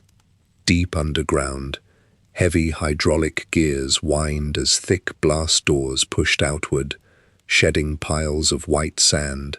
Mandalorian survivors climbed out of their subterranean bunkers and stepped onto the irradiated dunes. They dragged their boots through the ash and looked at the flattened ruins of their fortresses. The complete devastation of their homeworld forced a massive physical shift in their society. A large group of the survivors removed their heavy iron helmets, unbuckled their scorched chest plates, and dropped their weapons directly into the sand. They packed the armor into heavy transport crates and dressed themselves in soft, woven fabrics and light tunics. These individuals gathered heavy construction cranes, plasma cutters, and fusion welders. They began erecting massive frameworks of durasteel directly over the white desert. They hoisted thick panels of heavy duraglass into the air, securing them over the steel frames to construct colossal, completely enclosed biodomes. Inside these airtight structures, they built new cities characterized by sleek, geometric towers, polished marble floors, and perfectly climate-controlled air. They named their new capital Sundari. They walked through the pristine, brightly lit corridors, carrying datapads and trading ledgers. They established a new government focused entirely on diplomacy, off-world trade agreements, and political maneuvering, calling themselves the New Mandalorians. A different faction of the survivors kept their heavy helmets firmly strapped to their heads. They gripped their repeating blasters tightly, gathered their remaining munitions, and walked up the boarding ramps of the surviving dropships. They fired their thrusters and launched away from the white sands of Mandalore, setting their navigation computers for Concordia, the planet's closest moon. Concordia featured dense forests and deep, heavily excavated Beskar iron mines. The warriors flew their ships directly into the gaping mouths of the underground caverns, hiding their forces in the dark, sulfur-scented tunnels. Inside the mines, the warriors fired up the old plasma forges. They hammered raw iron on the anvils, repairing their heavy armor and manufacturing fresh artillery shells. They established new fighting pits in the subterranean camps, fighting hand-to-hand in the dirt to keep their physical reflexes sharp. They divided into two distinct martial organizations based on highly specific combat doctrines. One group painted their armor in traditional colors and followed a rigid set of rules called the Super Commando Codex. This codex mandated specific procedures for accepting mercenary contracts, handling battlefield prisoners, and ensuring honorable combat engagements. They called themselves the true Mandalorians, taking highly paid jobs across the Outer Rim and fighting strictly for the client holding the largest stack of credits. The other group painted a stylized, downward-pointing heavy gauntlet on their shoulder plates. They gathered thermal detonators, sharpened serrated vibroblades, and mapped out the weak points in the duraglass domes of Sundari. They named themselves the Death Watch. They practiced heavy explosive breaching tactics and close-quarters assassinations in the dark tunnels of the moon. The Death Watch stockpiled their heavy weaponry and formulated precise tactical strikes, preparing to launch a brutal assault to reclaim the planet Mandalore and crush the domed cities of the new Mandalorians into shattered glass. A warrior named Jaster Mariel stood inside the agricultural processing centers of Concord Dawn. He wore heavy durasteel armor painted in shades of dark green and gold, the metal polished to a high sheen. He typed a set of specific combat directives into a heavy datapad, detailing a rigid set of rules for battlefield conduct and contract negotiations. He handed these datapads to the mercenaries gathering around him in the dimly lit hangars. The text instructed the warriors to accept mercenary contracts directly from planetary governors, to engage heavily armed combatants, and to direct their weapons exclusively at active military targets. Jaster called his followers the true Mandalorians. They secured heavy blaster rifles to their magnetic backplates, synchronized their helmet communication channels, and marched out into the agricultural fields to enforce their newly established parameters. Tor Vizsla stood in the sulfur mines of Concordia, holding one of Jasta's datapads. Vizsla gripped the device in his heavy iron gauntlet and crushed the internal circuitry into sparking fragments. He commanded his own followers to paint a downward-pointing heavy gauntlet on their shoulder plates. Vizsla distributed heavy flamethrowers, shoulder-mounted rocket launchers, and fragmentation explosives to his troops. He organized these heavily armed combatants into a strike force known as the Death Watch. The Death Watch soldiers flew their angular transport ships out of the underground caverns and landed directly on the agricultural colonies of Concord Dawn. They fired rockets into the towering grain silos, detonated the Durasteel perimeter fences, and shot the local settlement leaders in the public squares. The two heavily armed factions collided in the crop fields and the narrow dirt roads of the planet. True Mandalorians activated their jetpacks, leaping over the burning grain silos to fire heavy repeating blasters into the Death Watch lines. Tor Vizsla's troops launched steel grappling cables, pulling Jasta's soldiers out of the sky and driving serrated vibroblades through their chest plates. The combatants left the fields littered with scorch marks, shattered armor plating, and deep craters from thermal detonators.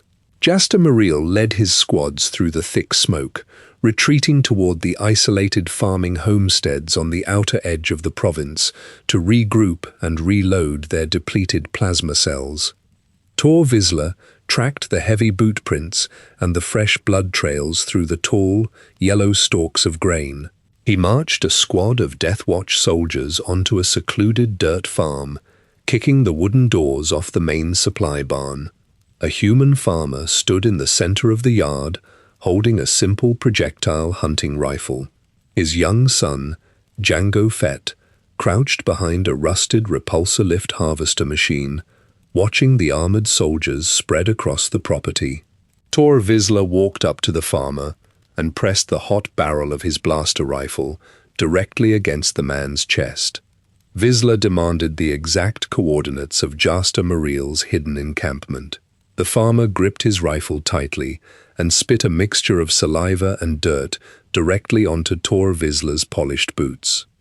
Vizsla pulled the trigger, sending a heavy red blaster bolt through the farmer's torso. The farmer collapsed into the dirt. The Death Watch soldiers ignited their heavy flamethrowers, spraying wide arcs of burning liquid across the wooden farmhouse and the surrounding crop fields. The flames caught the dry stalks, sending thick black smoke billowing into the sky. Jango Fett ran out from behind the harvester, his boots slipping in the mud as he sprinted into the burning grain. Death Watch mercenaries leveled their rifles at the fleeing boy, adjusting their optical sights to fire. A barrage of micro-rockets dropped from the sky, exploding directly in the center of the Death Watch formation.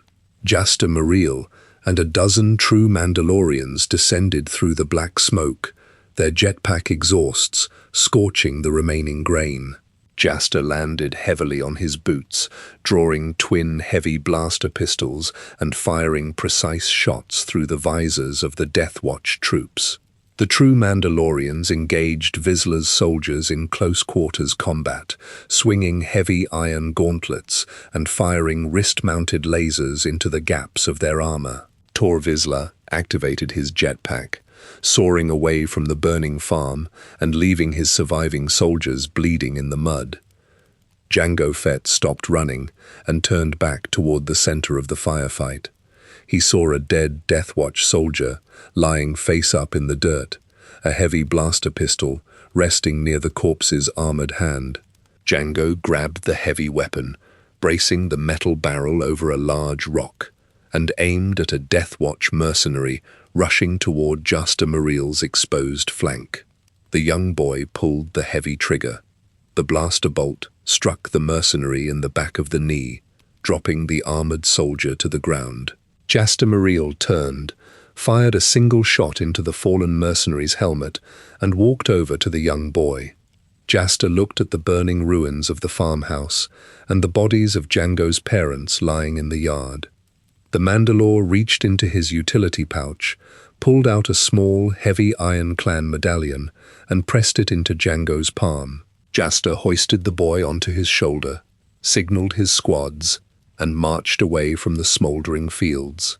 The true Mandalorians loaded Jango Fett onto their transport ships, wrapping him in a heavy grey flight suit and handing him a training blaster. Jasta directed his pilots to lift off from Concord Dawn and chart a hyperspace path to the snowy world of Galadran, preparing to accept a new mercenary contract that would place his true Mandalorians directly in the crosshairs of a heavily armed Jedi strike force. The true Mandalorian transport ships touched down on the snow-covered plains of Galadran, their heavy landing struts crushing the thick ice into powder. Jango Fett walked down the boarding ramp wearing his silver and blue Durasteel armor, having assumed full command of the faction after Jasta Mareel fell to heavy blaster fire in a previous engagement. Jango carried twin heavy blaster pistols and led his warriors through the freezing wind toward the stone fortress of the planetary governor.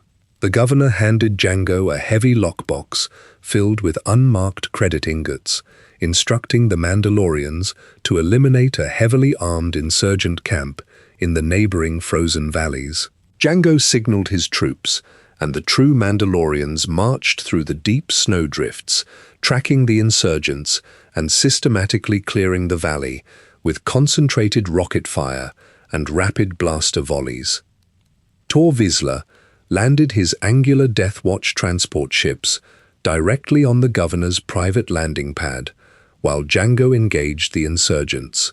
Vizsla marched into the governor's command center, dumped a larger pile of raw Beskar iron onto the tactical table, and accessed the planetary communications array.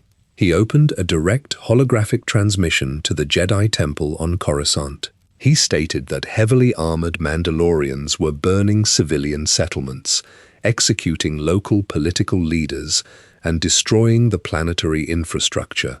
Republic cruisers broke through the heavy grey cloud cover of Galadran hours later. The massive ships fired their retro thrusters, melting the snow into thick mud as they landed directly between the insurgent camp and the true Mandalorian staging area. Dozens of Jedi Knights walked down the ramps, their brown boots sinking into the frozen mud. Jedi Master Dooku stood at the front of the formation, wrapping a thick brown cloak tightly over his shoulders. He held a curved lightsaber hilt in his right hand.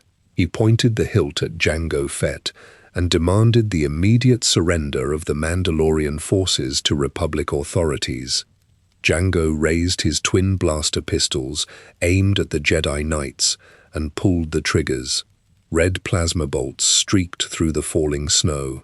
The Jedi ignited their lightsabers, filling the valley with glowing green and blue light. They spun their plasma blades, deflecting the blaster fire directly into the snowbanks.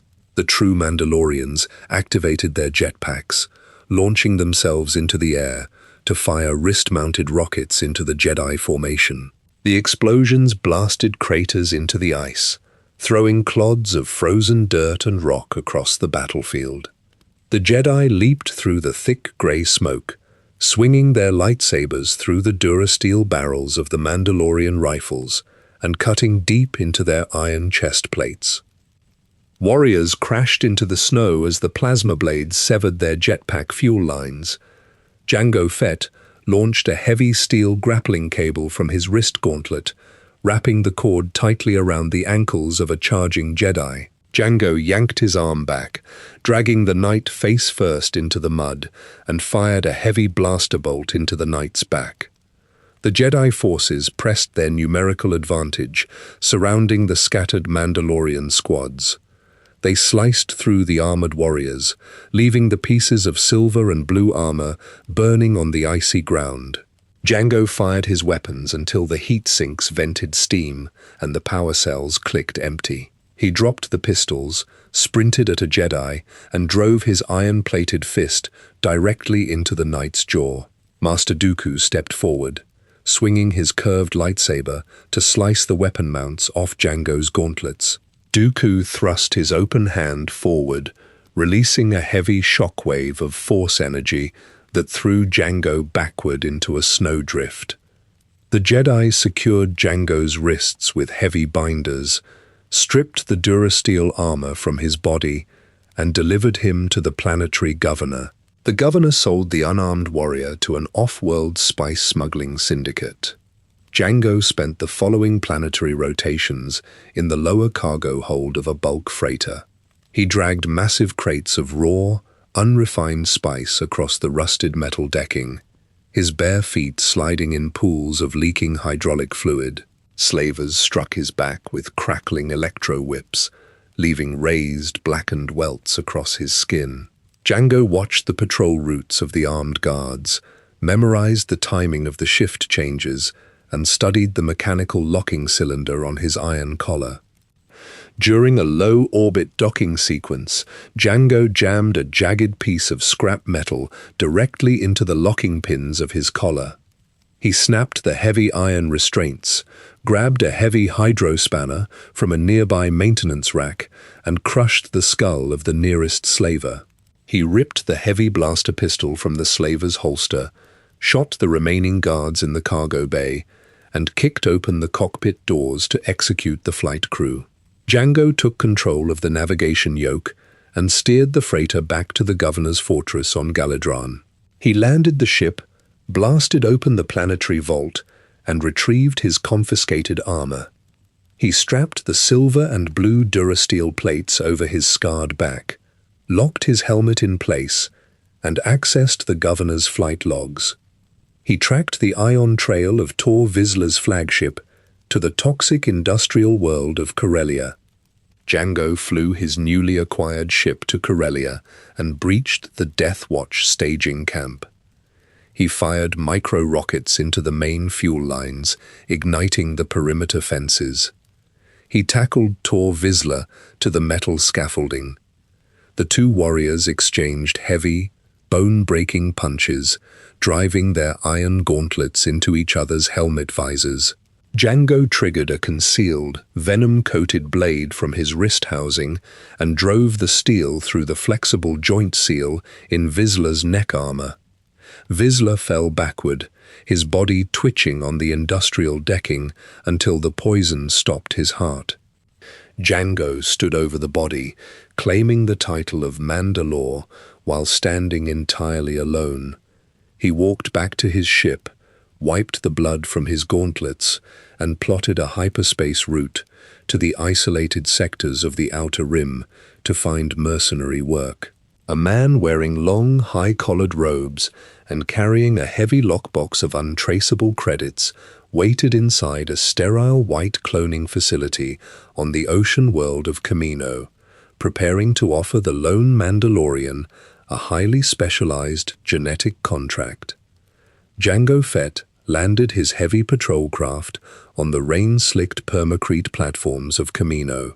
The planet consisted entirely of violent, rolling oceans and towering tidal waves crashing against the heavy durasteel stilts of the cloning facilities.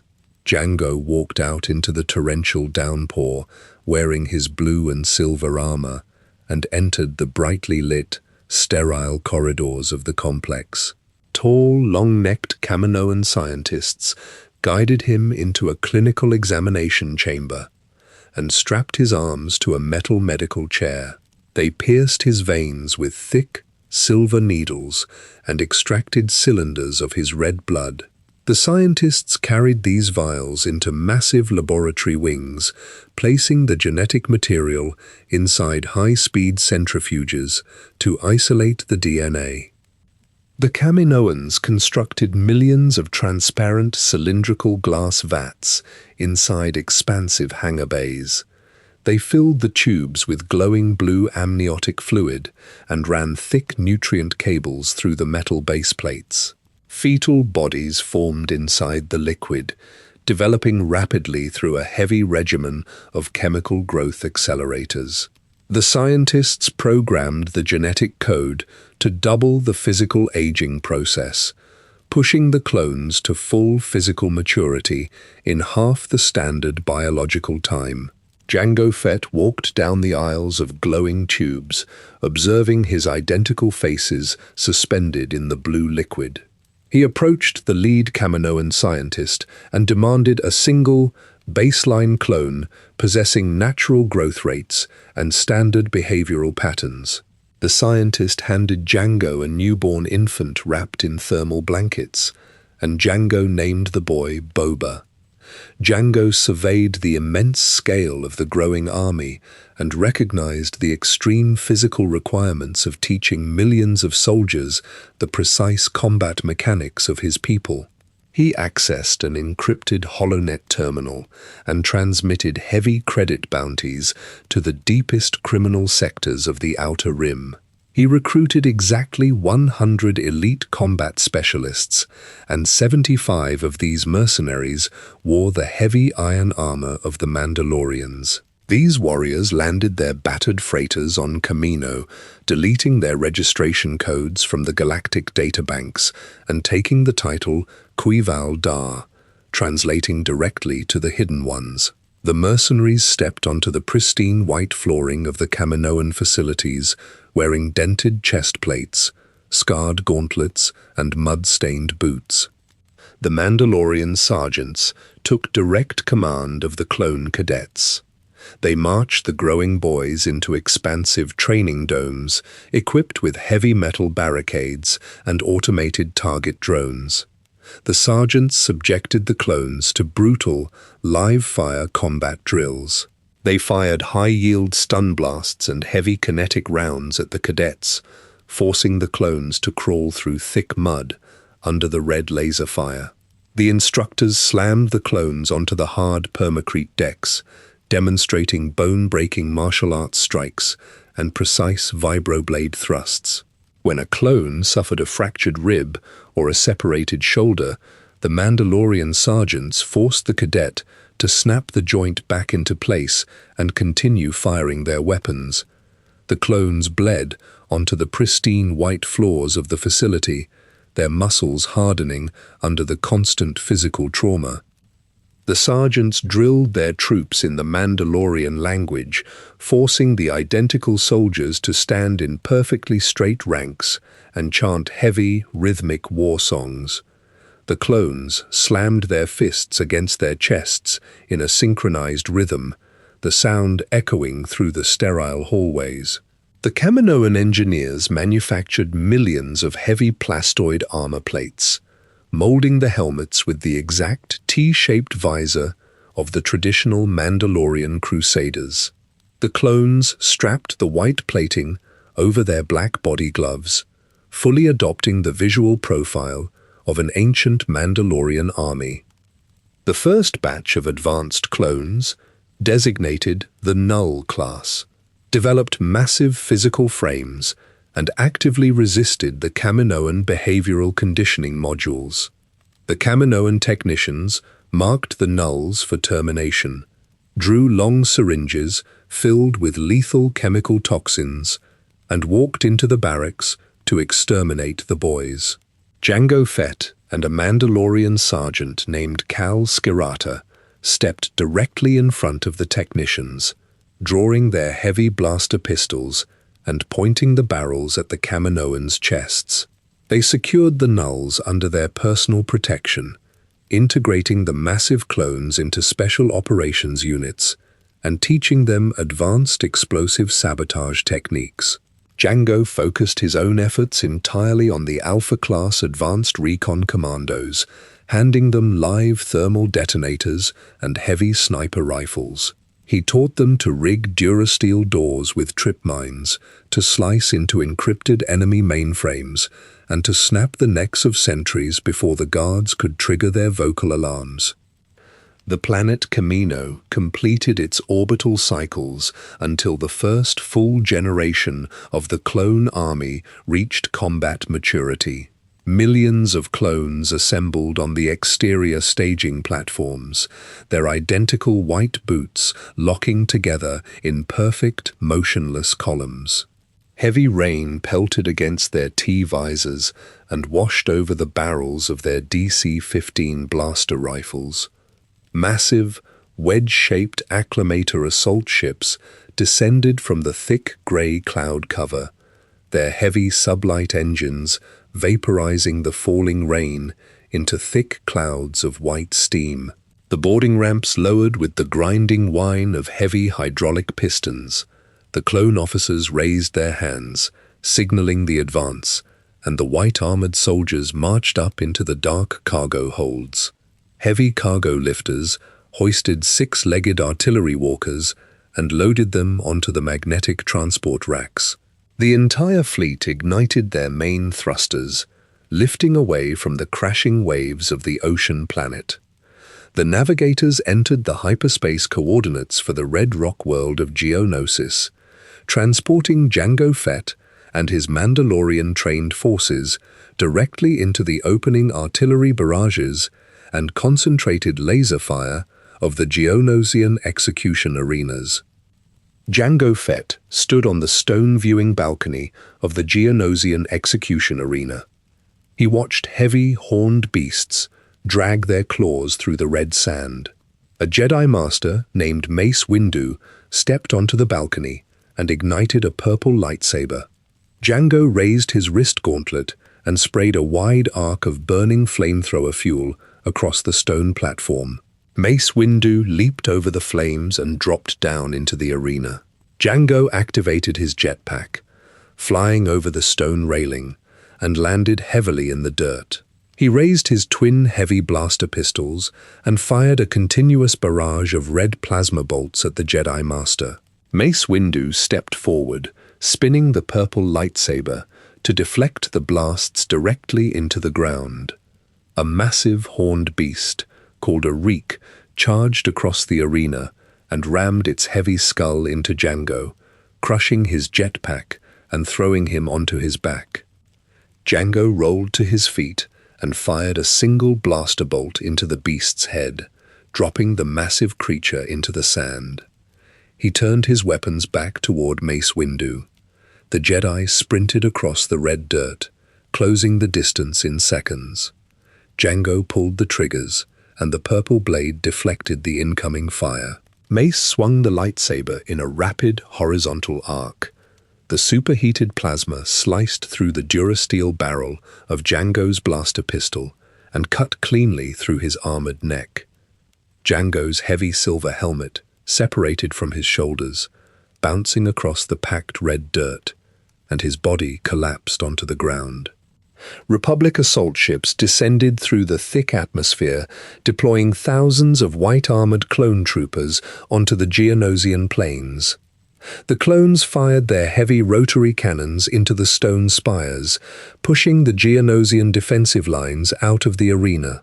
As the heavy artillery fire moved into the distant canyons, young Boba Fett walked out from the shadowed archways of the abandoned execution grounds. He stepped over the scattered debris and knelt in the red dust beside his father's body. Boba picked up the dented silver and blue helmet, pressing the cold durasteel against his forehead.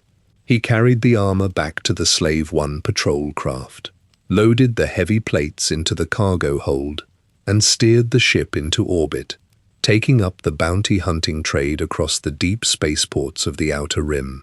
While the clone army expanded its campaigns across the galaxy, the biodomes of Sundari continued to grow on the planet Mandalore. Duchess Satine Kryze walked across the polished marble floors of the royal palace. She wore long, layered silken robes and carried a tall metallic staff. New Mandalorian guards marched beside her, holding sparking electro-staffs and wearing thin fabric uniforms. Satine commanded her security forces to patrol the pristine permacrete walkways of the enclosed city. The guards confiscated heavy blaster rifles, dismantled private plasma forges, and arrested individuals found wearing the segmented iron armor of the old Crusader ranks. Satin's administrators locked down the heavy durasteel vault doors of the armories and ordered the foundry workers to melt the stockpiled munitions down into structural girders for the growing civilian transit lines. Pre-Vizsla, the appointed governor of the Moon Concordia, attended the political meetings in Sundari wearing civilian clothes. Upon returning to the dark, sulfur-scented mines of his moon, Vizsla stripped off the woven tunics and strapped on the heavy blue and grey iron plating of the Death Watch. He stood before hundreds of armed mercenaries inside the subterranean cavern. Vizsla reached to his heavy utility belt and drew a flat, rectangular hilt. He ignited the weapon, extending a completely black plasma blade surrounded by a crackling white energy edge. This weapon was the Darksaber, an ancient artifact stolen from the Jedi Temple during the fall of the Old Republic. Vizsla swung the black blade through a thick durasteel support beam, slicing the metal in half and sending heavy sparks showering over the stone floor. The Death Watch soldiers beat their iron gauntlets against their chest plates, the sound echoing through the deep mine shafts. They loaded high-yield thermal explosives into their pouches, calibrated the targeting scopes on their sniper rifles, and fueled their heavy jetpacks. Vizsla raised the Darksaber toward the cavern ceiling, ordering his squads to pack their transport ships with military-grade munitions. He prepared to launch a direct, coordinated explosive assault against the Duraglass domes of Sundari, intending to shatter the pacifist administrators and re-establish the absolute martial dominance of the Mandalorians. The doors to the Geonosian execution arena shattered inward under the concentrated fire of Republic artillery walkers. White-armored clone troopers poured through the breached archways, their boots kicking up thick clouds of red dust.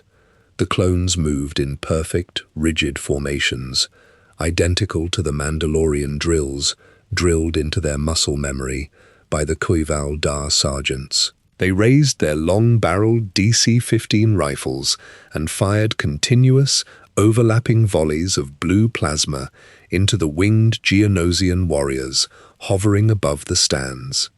The clones marched over the fallen bodies of Jedi Knights and local guards, communicating strictly through encrypted helmet channels using abbreviated tactical codes. Massive sphere-shaped core ships of the Trade Federation attempted to lift off from the surrounding plains, their repulsor lifts kicking up violent sandstorms. The clone commanders calculated the exact orbital trajectories and directed their heavy Svar-T artillery walkers to aim their massive top-mounted laser cannons directly at the rising spheres. The concentrated laser fire sheared through the heavy durasteel hulls, sending the core ships crashing back into the red sand in blinding explosions. The clones systematically cleared the underground droid factories, throwing thermal detonators into the assembly lines and crushing the deactivated battle droids under the treads of their heavy assault vehicles. The physical mechanics of the Mandalorian war machine, perfectly replicated in millions of identical human bodies, completely overwhelmed the separatist droid armies. Far from the battlefields of the newly sparked Clone Wars, Duchess Satine Kryze stood inside a soundproof council chamber in the center of Sundari. The domed city maintained a consistent temperature, blocking out the harsh white glare of the Mandalore desert. Satine pressed her hands flat against a polished hollow table, looking at the flickering blue projections of a dozen political representatives.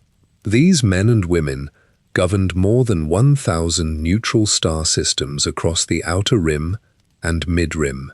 Satine formally established the Council of Neutral Systems, demanding that the member worlds completely embargo the Republic and the Separatists. She ordered her administrators to construct massive durasteel cargo depots inside the biodomes, turning Mandalore into an isolated center of black market trading and neutral diplomacy. Down in the lower industrial levels of Sundari, Far from the clean marble floors of the palace, a thick Durasteel ventilation grate blew open with a deafening crack. Death Watch mercenaries, wearing their blue and grey armor, crawled out of the maintenance shafts into the city's power distribution grid. They dragged heavy crates of concentrated thermal explosives and rigged the charges directly to the main power conduits. Pre-Vizsla stood at the rear of the squad, his black darksaber clipped to his belt. He watched his soldiers splice into the municipal surveillance network, cutting the feeds to the new Mandalorian security stations. The Death Watch triggered the explosives. A rolling series of detonations shook the foundation of the biodome, blowing out the heavy duraglass windows of the central transit hubs. The explosions severed the power lines, plunging the lower levels into complete darkness. Vizsla's warriors activated their jetpacks, flying up the central elevator shafts and firing rockets into the unarmored, new Mandalorian guards stationed on the walkways. The guards fell backward over the railings, their electro-staffs clattering against the metal grates. The mercenaries spray-painted their downward-pointing gauntlet insignia on the shattered walls of the financial district, visually marking their violent return to the capital. The bombing severely disrupted the delicate trade economy of the neutral system.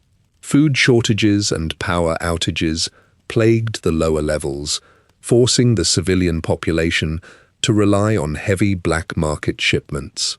Satine Kryze refused to mobilize an armed response, deploying only lightly armed peacekeepers to suppress the rising riots. She stood on the balcony of her palace and publicly denounced the Death Watch as a small cell of outdated terrorists. Pre-Vizsla watched Satine's broadcast from his command center on Concordia. He slammed his iron gauntlet against the hollow table, terminating the transmission. He recognized that his limited mercenary forces lacked the heavy artillery required to fully break the Duraglass dome and slaughter the new Mandalorian security forces.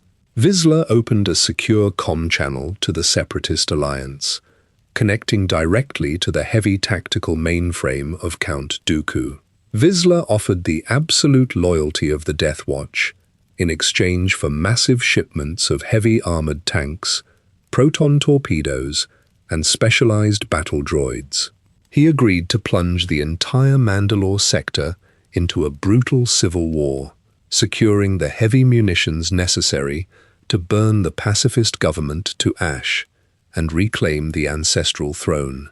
Heavy armored separatist freighters touched down on the rocky landing pads of Concordia, their heavy repulsor lifts kicking up thick clouds of grey sulfur dust. B-1 battle droids marched down the metal ramps in perfectly synchronized rows, carrying large Durasteel crates of concentrated thermal explosives, heavy rotary cannons, and high-yield blaster gas. Death Watch mercenaries approached the freighters, gripping heavy crowbars and prying the lids off the supply crates. They lifted the newly acquired projectile launchers and strapped the heavy bandoliers of ammunition over their blue and grey chest plates. Pre-Vizsla stood on a raised metal gantry, overseeing the transfer of the separatist artillery and preparing his strike teams for a coordinated infiltration of the Mandalore capital. A Death Watch operative wearing woven civilian tunics over his armored body glove walked onto the polished marble floors of the memorial shrine in Sundari. He carried a heavy canvas satchel packed tightly with the separatist explosives. The operative placed the satchel against the base of a massive stone pillar, activated the silent chemical timer, and sprinted out of the open archways. The detonation threw a massive kinetic shockwave across the plaza, cracking the permacrete foundation and snapping the stone pillar in half. Chunks of polished marble and shattered duraglass rained down onto the pedestrian walkways. Thick black smoke poured out of the collapsed structure, filling the climate-controlled air of the domed city with the smell of burning wiring and pulverized rock. A red and white Delta-7 Jedi starfighter dropped out of hyperspace and docked at the main Sundari spaceport, hours after the explosion. Jedi Master Obi-Wan Kenobi stepped out of the cockpit, wearing tan robes layered over white plastoid forearm guards and chest plates. He walked directly to the ruins of the memorial shrine, kneeling on the cracked marble floor to examine the scorch marks. He scooped up a handful of the black residue, rubbing the ash between his fingers and identifying the specific chemical signature of explosives utilized in the Concordia iron mines. He secured a small civilian speeder bike from the local authorities, flew through the heavy Durasteel airlocks of the Sundari Dome, and traveled across the barren white sands toward the neighboring moon. Kenobi parked his speeder near the excavated cliff faces of Concordia and walked quietly through the dark, sulfur-scented tunnels. He pressed his back against the rough, damp stone walls and looked over the edge of a deep subterranean cavern. Dozens of Death Watch mercenaries stood over roaring plasma forges, hammering fresh blue and grey iron plates on heavy anvils. The warriors fueled their heavy jetpacks from massive liquid tanks and stacked loaded blaster rifles onto magnetic weapon racks. 2 Death Watch guards spotted the Jedi from a lower catwalk, raising their heavy rifles and firing rapid strings of red plasma bolts. Kenobi ignited his blue lightsaber, spinning the blade to deflect the bolts into the rock ceiling. The guards fired continuous barrages, forcing Kenobi to step backward into a heavy iron elevator car. The mercenaries slammed the heavy control levers, locking the thick metal doors and trapping the Jedi inside the rising industrial shaft. The elevator carried Kenobi up to a wide landing platform, exposed to the dark, cloudy sky of Concordia. Pre Vizsla stood waiting on the metal decking, wearing his complete set of painted Mandalorian armor and a sweeping grey cape. Vizsla reached to his heavy leather belt and unclipped the flat, rectangular hilt of the darksaber. He ignited the weapon, sending a completely black plasma blade surrounded by a crackling white energy edge shooting upward. The blade emitted a high-pitched, vibrating hum. Vizsla activated his jetpack, launching himself forward and swinging the flat blade in a heavy downward arc. Kenobi raised his blue lightsaber, catching the strike. The 2 plasma weapons clashed, showering jagged white and blue sparks over the metal decking. Vizsla pointed his left arm forward, firing his wrist-mounted blaster cannons and launching a thick line of flames from his gauntlet projector. Kenobi backflipped over the fire, utilizing the force to hurl heavy cargo crates directly into Vizsla's flight path. The heavy wooden crates smashed into Vizsla, dropping the Mandalorian to the ground. Kenobi sprinted to an idling transport ship on the edge of the pad, engaging the sublight engines and launching into orbit. Following the discovery of the mercenary army, Duchess Satine boarded her royal luxury cruiser, the Coronet, to travel to Coruscant and argue before the senators. During the hyperspace transit, separatist assassin probes, disguised as cargo containers, opened inside the lower holds of the ship. The mechanical spiders featured glowing red photoreceptors and razor-sharp metal legs. They crawled rapidly up the elevator shafts and sliced through the Durasteel blast doors of the passenger decks with internal laser cutters. Clone troopers assigned to protect the Duchess raised their DC-15 rifles, firing concentrated blue plasma bolts into the metal spiders and shattering their central processors. The physical wreckage of the assassin droids covered the carpeted floors of the royal cruiser, leaking black hydraulic fluid. Satine arrived on Coruscant, presenting the scorched metal fragments to the Senate and convincing the politicians to formally reject the deployment of an occupation force to Mandalore. Pre Vizsla waited in his underground command center on Concordia, monitoring the encrypted holonet channels for news of a Republic invasion. Count Dooku projected his flickering blue image onto Vizsla's tactical table. Dooku stated that the Death Watch had completely failed to provoke a Republic military occupation, rendering their violent actions useless to the separatist cause. Dooku severed the transmission, permanently cutting off the supply of B-1 battle droids, heavy artillery shells, and raw credit ingots. Vizsla gripped the hilt of the darksaber, ignited the black blade, and slashed it directly across the holotable, splitting the metal projector in half and leaving a deep, smoking burn mark in the floor. Relying entirely on depleted fuel reserves and empty ammunition crates, Vizsla ordered his troops to dismantle the Concordia camps. The mercenaries packed their heavy blasters, armor plating, and forging tools into thick Durasteel containers. They loaded the cargo onto their angular Comte-class fighter transports, ignited their blue sublight engines, and flew away from the Mandalore system. The Death Watch fleet drifted through the dark, uncharted sectors of the Outer Rim. They established temporary base camps on frozen asteroids and humid jungle worlds, hunting local wildlife for protein and raiding passing corporate freighters for hyperdrive fuel. The warriors sat around small campfires, sharpening their serrated vibroblades on whetstones, constantly waiting for the galactic conflict to present them with a new opportunity to strike. The separatist command codes locked onto Pre-Vizsla's communication terminal. Death Watch squads boarded their Comte-class fighters and launched back toward Mandalore. The fighters bypassed the new Mandalorian sensor grids, landing in the snowy plains outside the capital city. Vizsla marched down the ramp, drawing the darksaber and severing the heavy Durasteel locks on the emergency access hatches of the Sundari Dome. The Death Watch poured into the lower levels of the city, firing high-explosive rockets into the marble pillars and shattering the public transit tubes. Civilian speeders crashed into the Duraglass walls, sending panicked crowds running through the corridors. Satine Kryze activated the emergency lockdown protocols from the Royal Palace, dropping thick blast shields over the government sectors.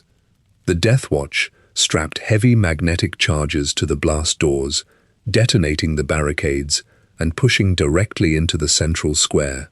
Vizsla stood on the steps of the palace, holding the black blade high, and broadcasted a direct physical challenge to the Duchess.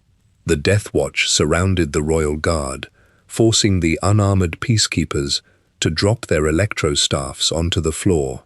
They secured the government buildings, marching the new Mandalorian administrators out into the streets at gunpoint. The separatists watched the Death Watch seize control of the capital, but Dooku refused to send the promised artillery support. He viewed Vizsla's ground-level insurgency as a minor distraction and severed all ties with the Mandalorian faction. Left without heavy reinforcements, the Death Watch faced immediate logistical shortages inside the conquered city. They rationed their heavy blaster gas and strictly conserved their explosive payloads.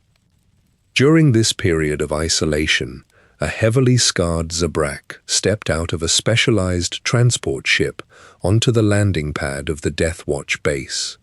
His name was Darth Maul. He possessed black and red facial tattoos and walked on large, clanking cybernetic legs. He carried a double-bladed red lightsaber clipped to his belt. Maul approached Pre-Vizsla, offering a vast criminal syndicate alliance in exchange for the absolute loyalty of the Death Watch. He promised to flood Mandalore with heavy arms, raw credits, and thousands of foot soldiers drawn from the Pike Syndicate, the Black Sun, and the Hutt Cartel. Vizsla gripped the hilt of the darksaber and accepted the terms, forging the Shadow Collective. The combined forces of the Shadow Collective marched through Sundari. Trandoshan enforcers hauled heavy weapon crates into the municipal armories, and Pike foot soldiers guarded the main transit hubs with blaster rifles. The Death Watch painted the emblem of the Shadow Collective onto their blue and grey armor.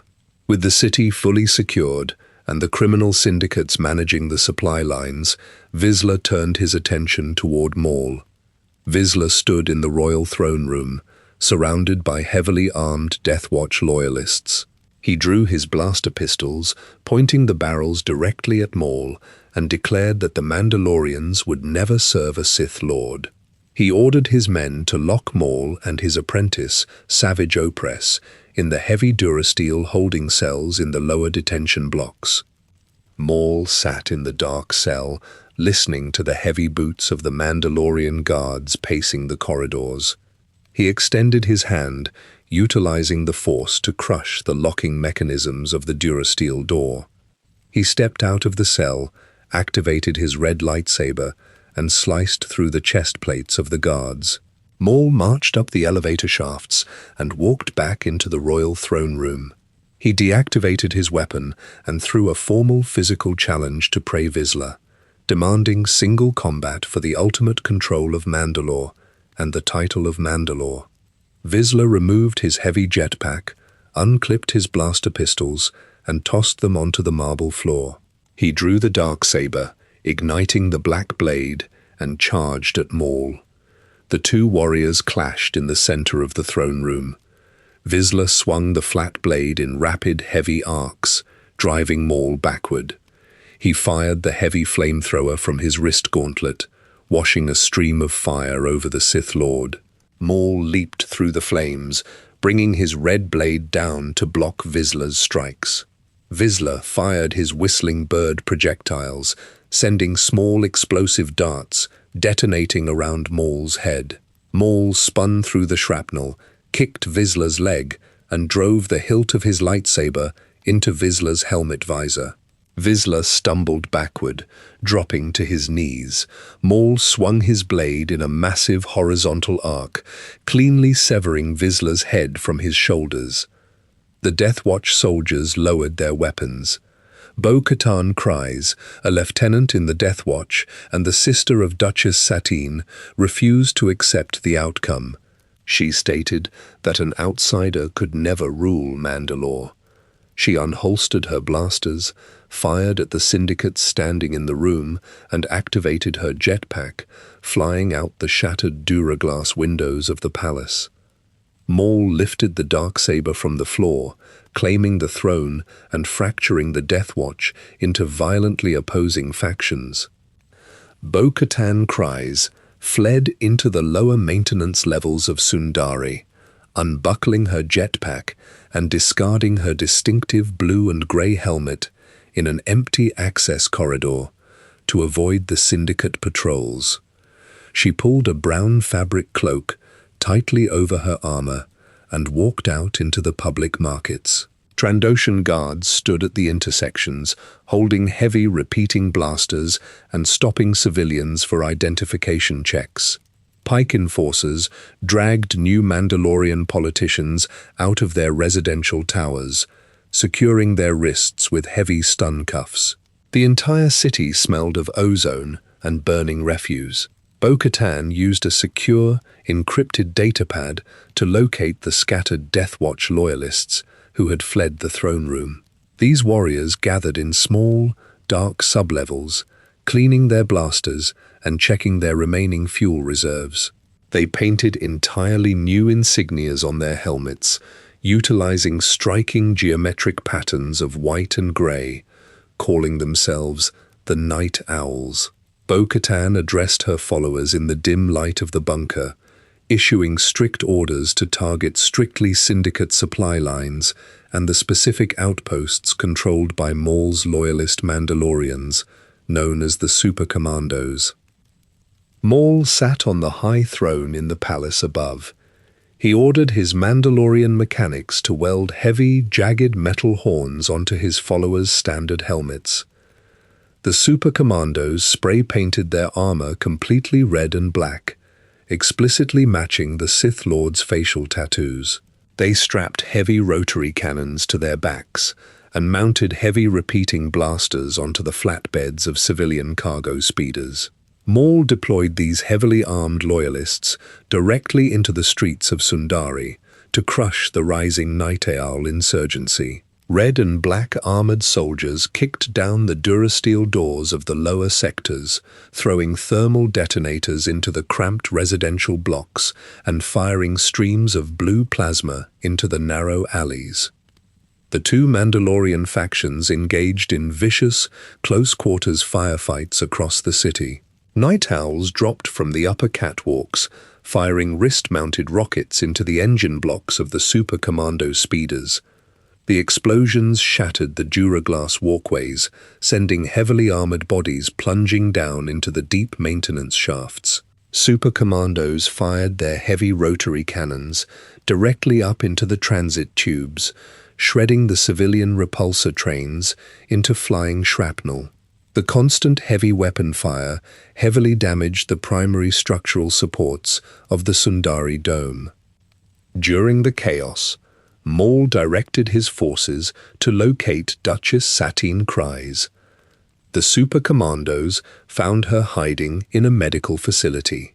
They secured her wrists and dragged her directly into the throne room, forcing her to kneel on the marble floor.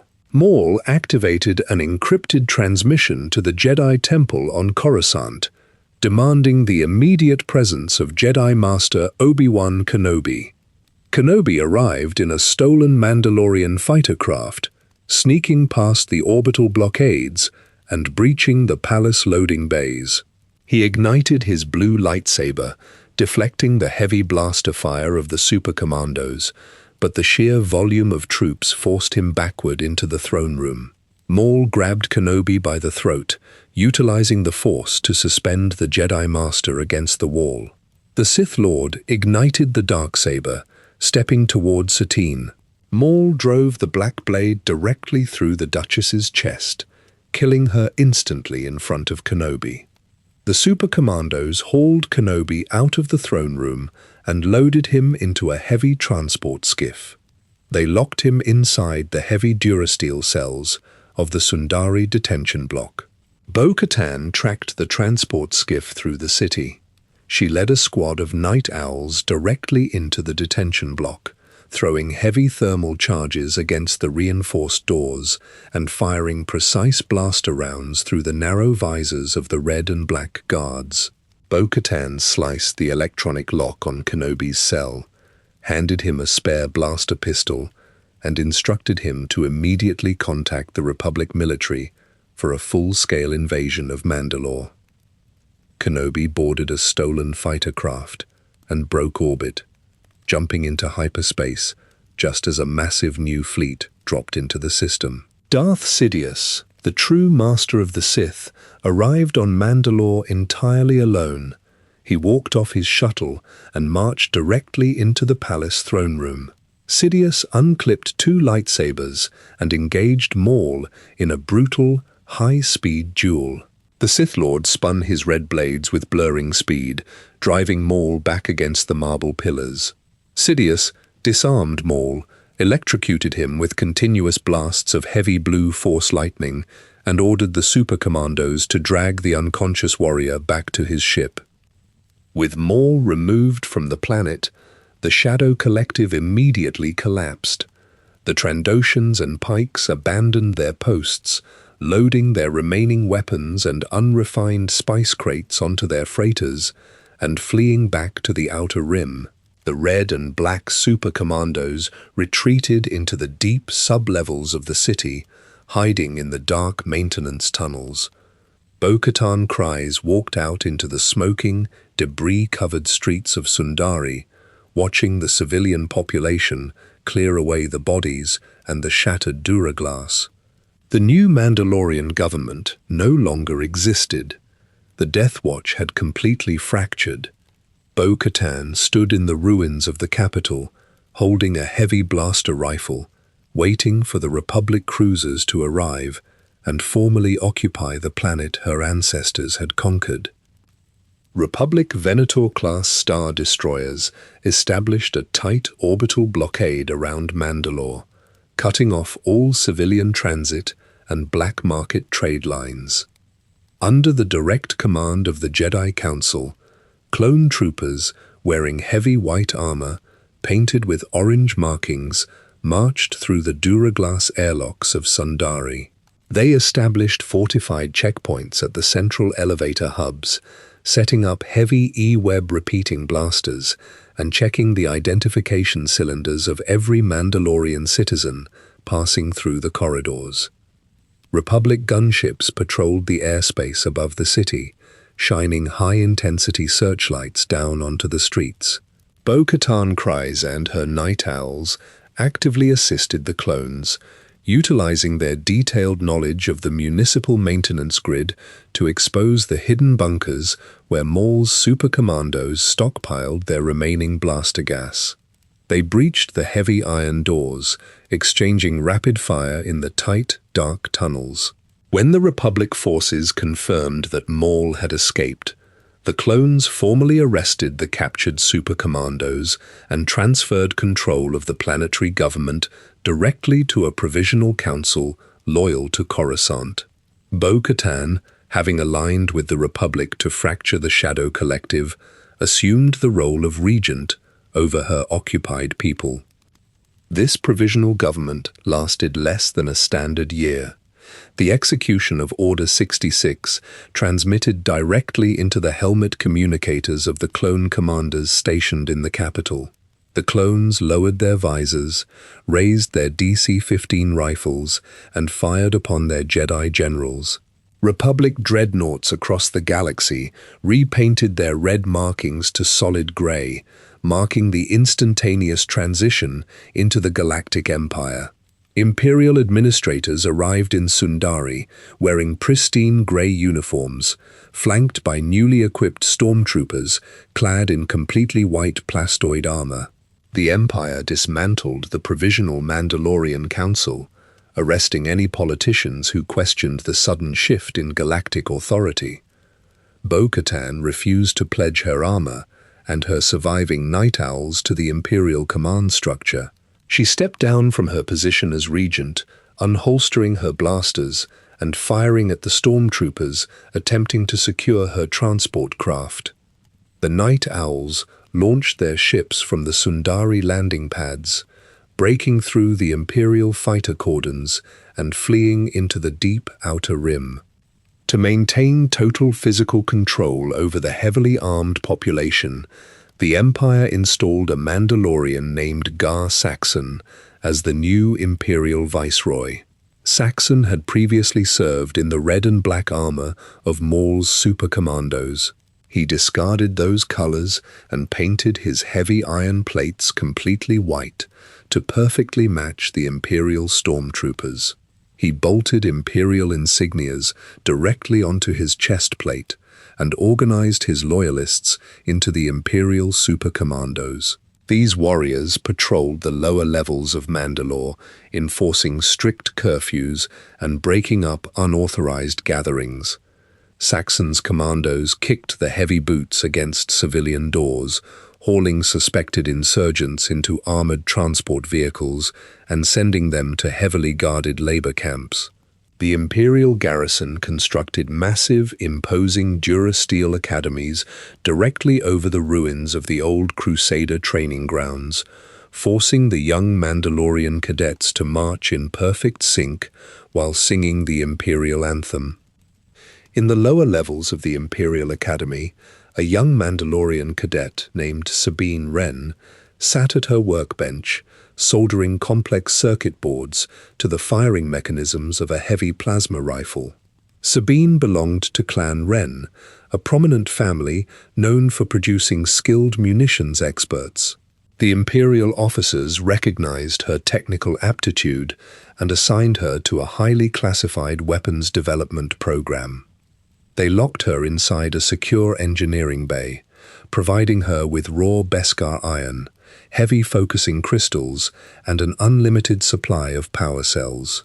They ordered her to construct a specific, localized energy weapon designed entirely to target the distinct properties of Mandalorian armor.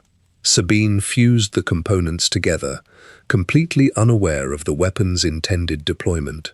She built the arc pulse generator, a device that emitted a highly concentrated electrical arc. During a live-fire field test on an isolated proving ground, Imperial officers activated the generator while a squad of Mandalorian prisoners, wearing their heavy Beskar plates, stood secured to target posts. The arc pulse hit the armor, rapidly superheating the Beskar iron to thousands of degrees. The metal glowed white-hot, instantly incinerating the prisoners trapped inside their own chest plates, while leaving the unarmored stormtroopers standing nearby completely unharmed. Sabine stared at the smoking, hollow armor of her own people. She dropped her hydro-spanner, realizing that she had provided the Empire with the exact tool required to completely subjugate or eradicate the entire Mandalorian population in a single, targeted strike. That night, Sabine packed a small duffel bag with specialized slicing tools and high-yield explosive charges. She crept through the dark ventilation shafts of the Imperial Academy, bypassing the automated security sensors. She dropped onto the floor of the main armory, planted thermal detonators on the weapon racks, and sliced the electronic lock on the exterior blast door. The detonators triggered, blowing a massive hole in the side of the Academy building and setting the alarm klaxons blaring.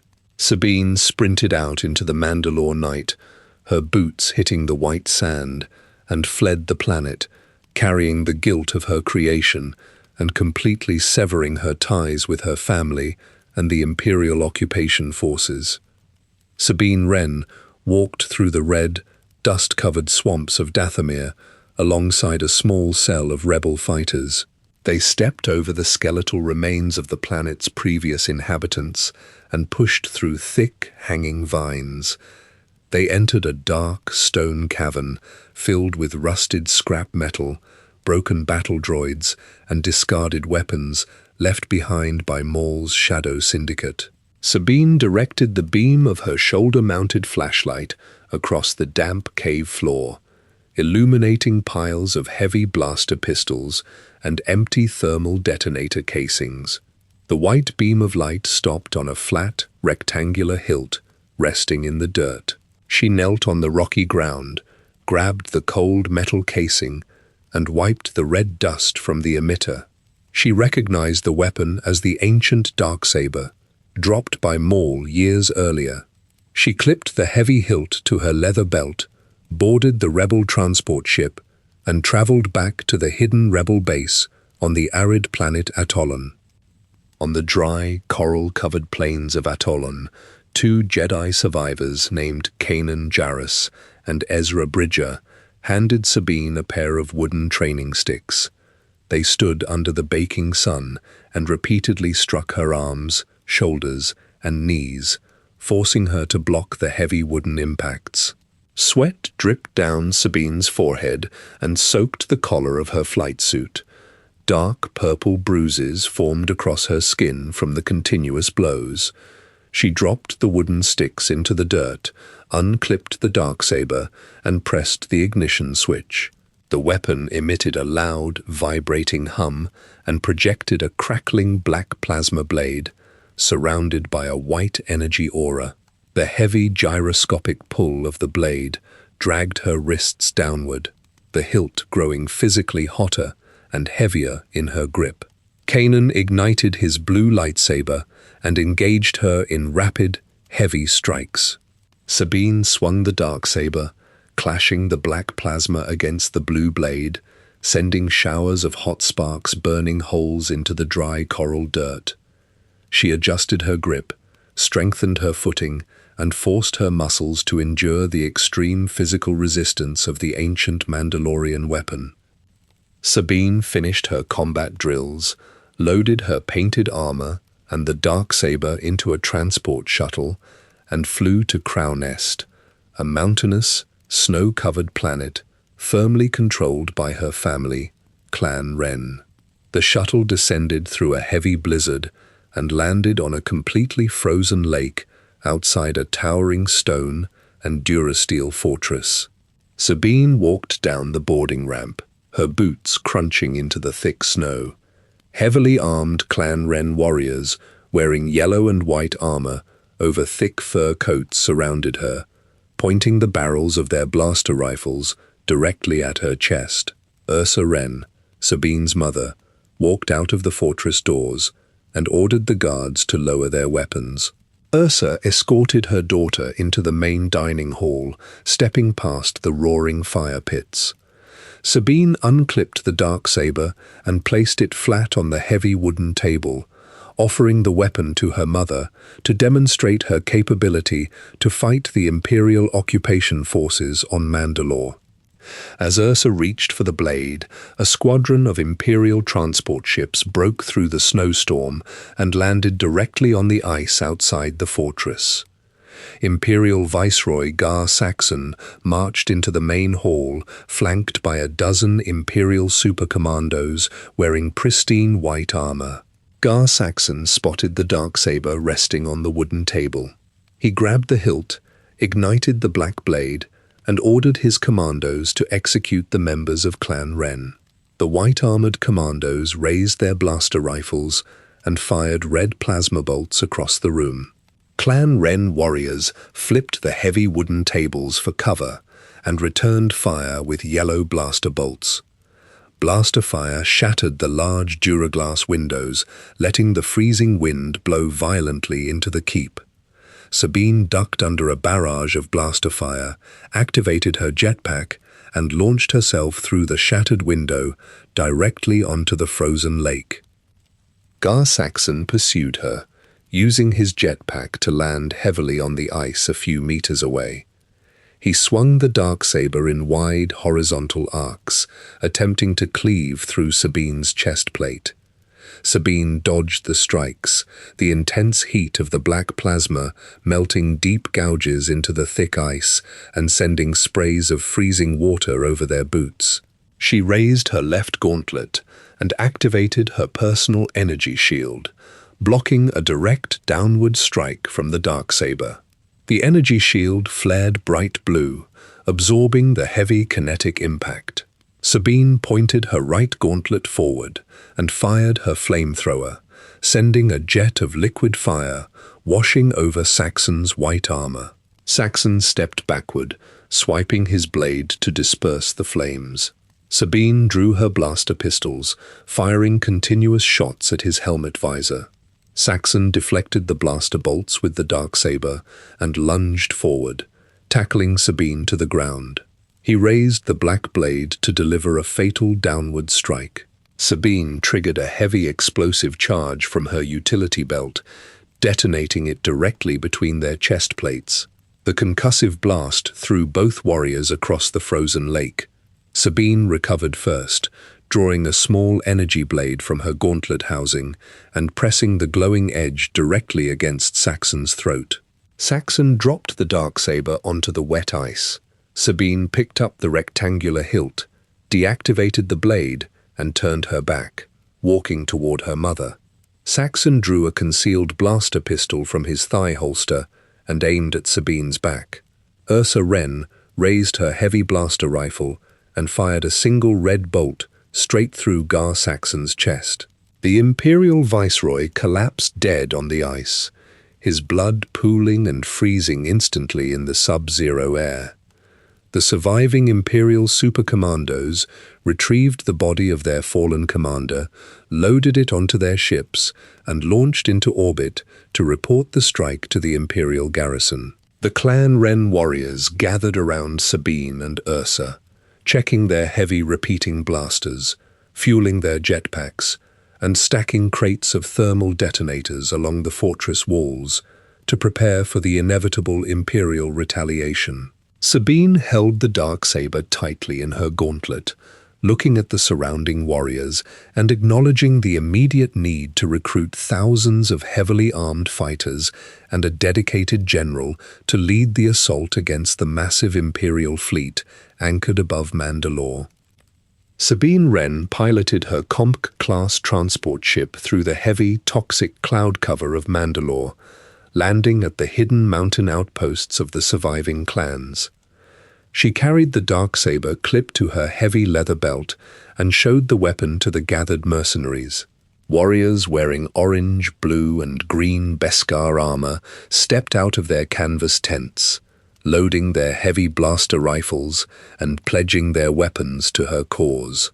Bo-Katan Kryze stood among them in her blue and grey night owl armor, examining the black-bladed weapon and organizing the scattered fighters into a highly coordinated strike force. They mapped out the supply lines of the Imperial garrison, drawing red tactical lines across their glowing blue holomaps to isolate the remaining occupation troops. The Imperial garrison on Mandalore responded rapidly under the command of Tiber Saxon, the brother of the fallen viceroy. Tiber ordered his technicians to deploy the fully operational arc pulse generator to the front lines. Imperial walkers marched the heavy weapon across the dusty, glass-strewn plains, halting just outside the Clan Ren defensive perimeter. The machine powered up, its large internal capacitors emitting a high-pitched, vibrating whine and firing a concentrated beam of white electrical energy directly into the Mandalorian ranks. The arc pulse locked onto the specific molecular signature of the Beskar iron.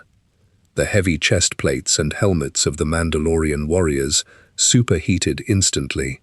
The metal glowed bright orange, severely burning the flesh of the fighters trapped inside the armor. Sabine watched her fellow warriors collapse into the dirt, their armor smoking and searing the surrounding grass, while the white-armored Imperial stormtroopers marched forward, completely insulated from the energy blast by their plastoid gear. Sabine recognized the immediate tactical necessity of destroying the machine to preserve the lives of her people.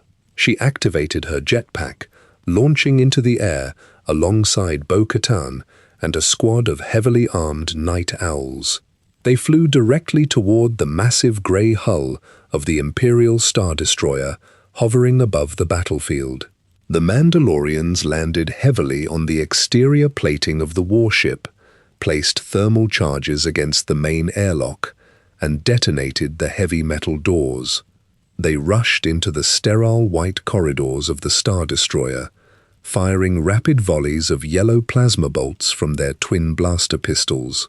Stormtroopers fell backward against the polished bulkheads, their white armor scorched by the blaster fire.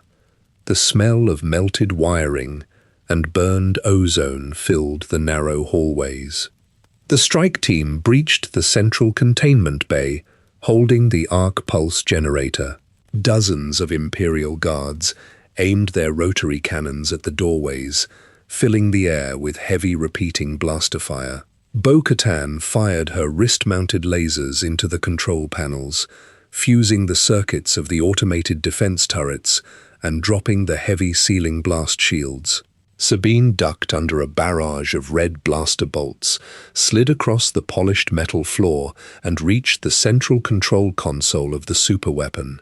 She pulled a slicing cable from her utility belt, plugged it into the main data port, and rapidly typed new targeting parameters into the keyboard.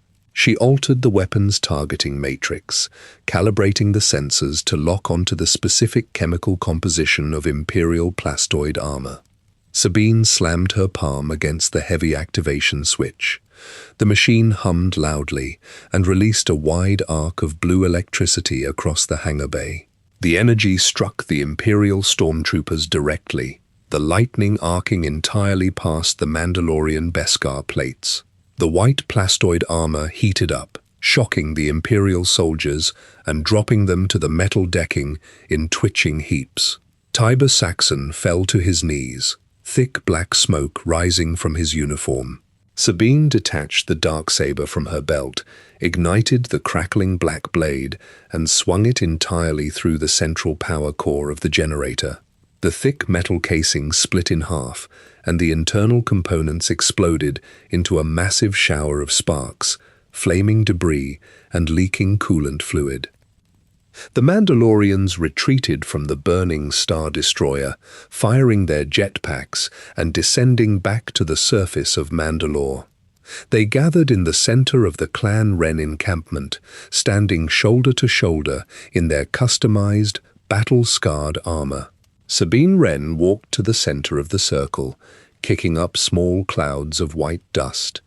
She looked at the warriors surrounding her, holding the heavy, rectangular hilt of the darksaber in her hands.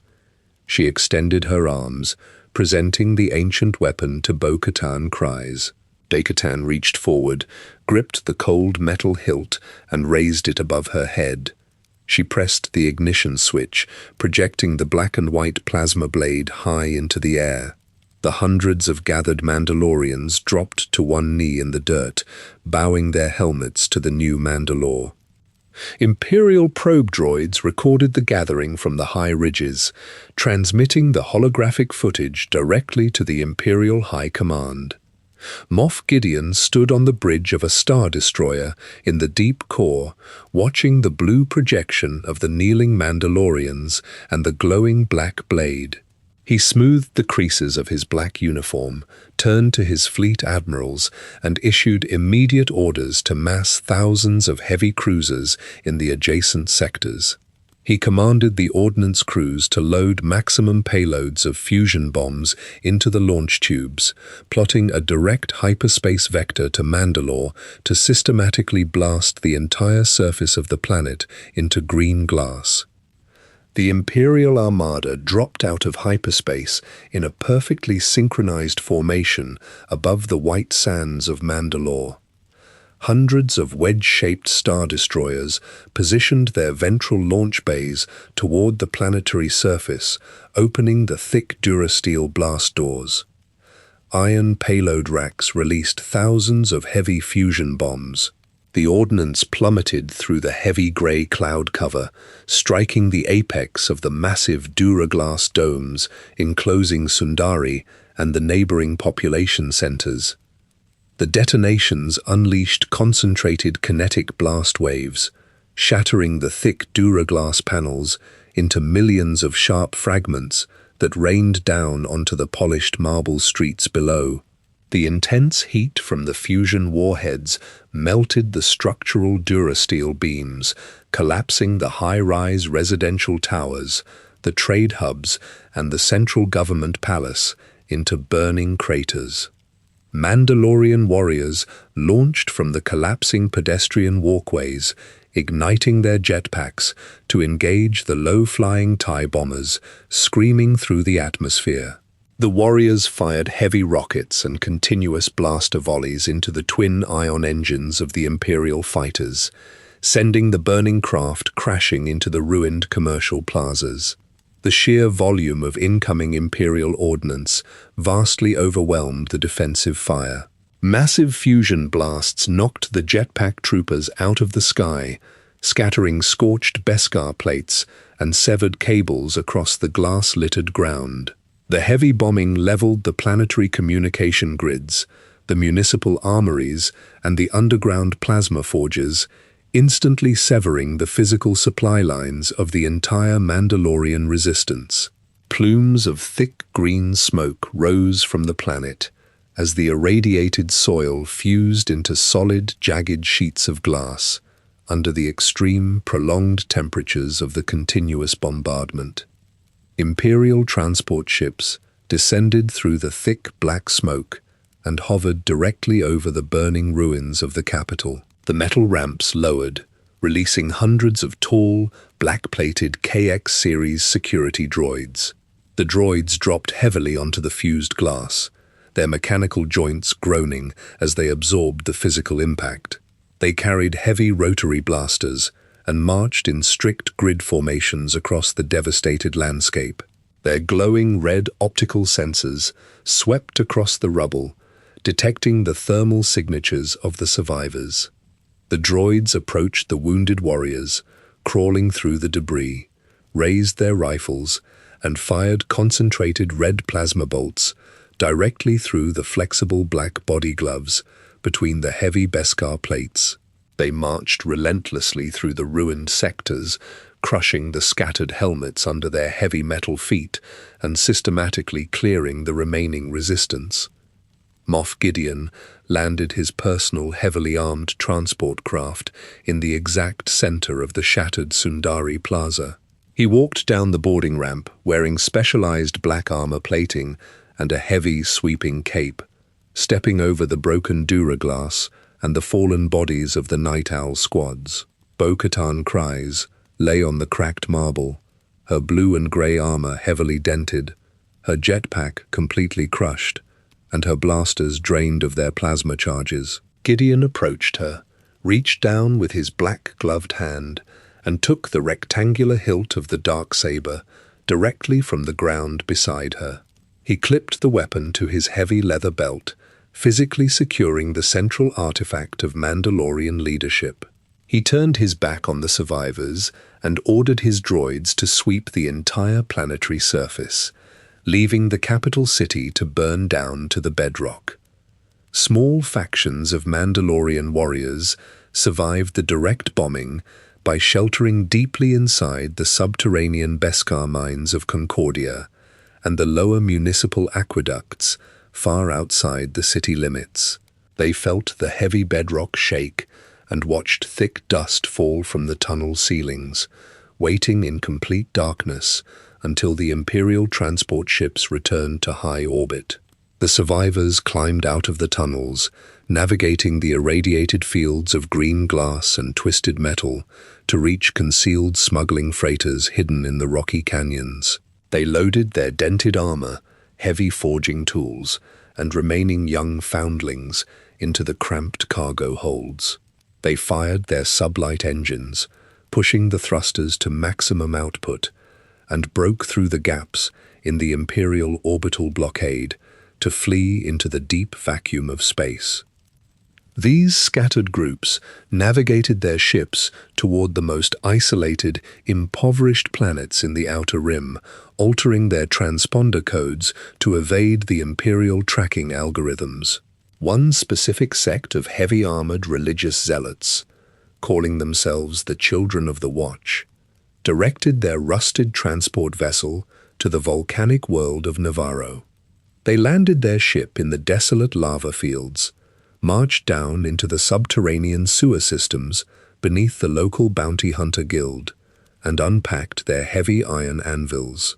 They began welding scrap metal together to construct a secure, hidden enclave, storing their remaining blaster gas and heavy artillery shells in the damp stone tunnels to prepare for the long process of acquiring new foundlings and forging fresh armor in complete secrecy. Years after the Imperial bombardment, the heavy blast doors of the hidden covert on Navarro slid open, grinding against the volcanic rock. An armorer, wearing a heavy gold and bronze helmet featuring a crown of short spikes, stood beside the roaring flames of a plasma forge. She gripped a set of heavy tongs and pulled a glowing slab of Beskar iron from the fire. She placed the metal onto her anvil and brought a heavy hammer down, shaping a fresh pauldron. A warrior wearing battle-scarred Durasteel armor stepped into the forge, holding a solid ingot of Imperial Beskar, stamped with the distinctive cog logo. He was a foundling, rescued and raised by the Children of the Watch, operating as a bounty hunter in the Outer Rim under the name Din Djarin. He placed the heavy ingot onto the anvil. The armorer inspected the Imperial stamp, melted the metal down, and forged a pristine, shining silver chestplate for the hunter. Din Djarin strapped the new silver armor over his flight suit and walked out of the covert into the dusty streets of Navarro. He accepted high-paying bounties from a local guildmaster, dragging heavily armed criminals back to the spaceport, encased in solid blocks of carbonite. He loaded the frozen blocks into the cargo hold of his Razor Crest gunship, powered up the heavy sublight engines, and hunted targets across the Outer Rim. His silver armor deflected blaster bolts and absorbed the kinetic impact of physical blows. He operated strictly within the rigid parameters of the guild, speaking very little and completely adhering to the ancient Mandalorian creed, "This is the way." During a high-stakes commission for an Imperial remnant faction, Djarin retrieved a specific target from a fortified compound on a remote desert world. The target was a small, green-skinned infant possessing strong connections to the Force. Djarin delivered the child to the Imperial client on Navarro, collected his payment in massive stacks of pure Beskar ingots, and returned to the covert to forge a complete set of silver armor. As the armorer welded the final plates to his gauntlets, Djarin stared at the heavy iron and chose to break his strict mercenary protocol. He unholstered his blaster, marched directly back to the Imperial safehouse, and shot his way through the stormtrooper guards. He grabbed the infant from a medical examination table, blasted a hole through the exterior wall, and fled into the streets. The local bounty hunter guild locked down the spaceport, surrounding Djarin in the central plaza with dozens of heavily armed mercenaries. Djarin crouched behind a wooden cargo cart, returning fire with his blaster pistol, but the volume of incoming fire quickly depleted his ammunition. Heavy blasters tore through the wooden cart, forcing him backward toward an open alley. Suddenly, the sky above the plaza filled with thick smoke and roaring jetpacks. Dozens of heavily armored Mandalorians from the covert descended from the rooftops. They carried heavy repeating rotary cannons, launching micro-rockets into the guild members and laying down an impenetrable wall of cover fire.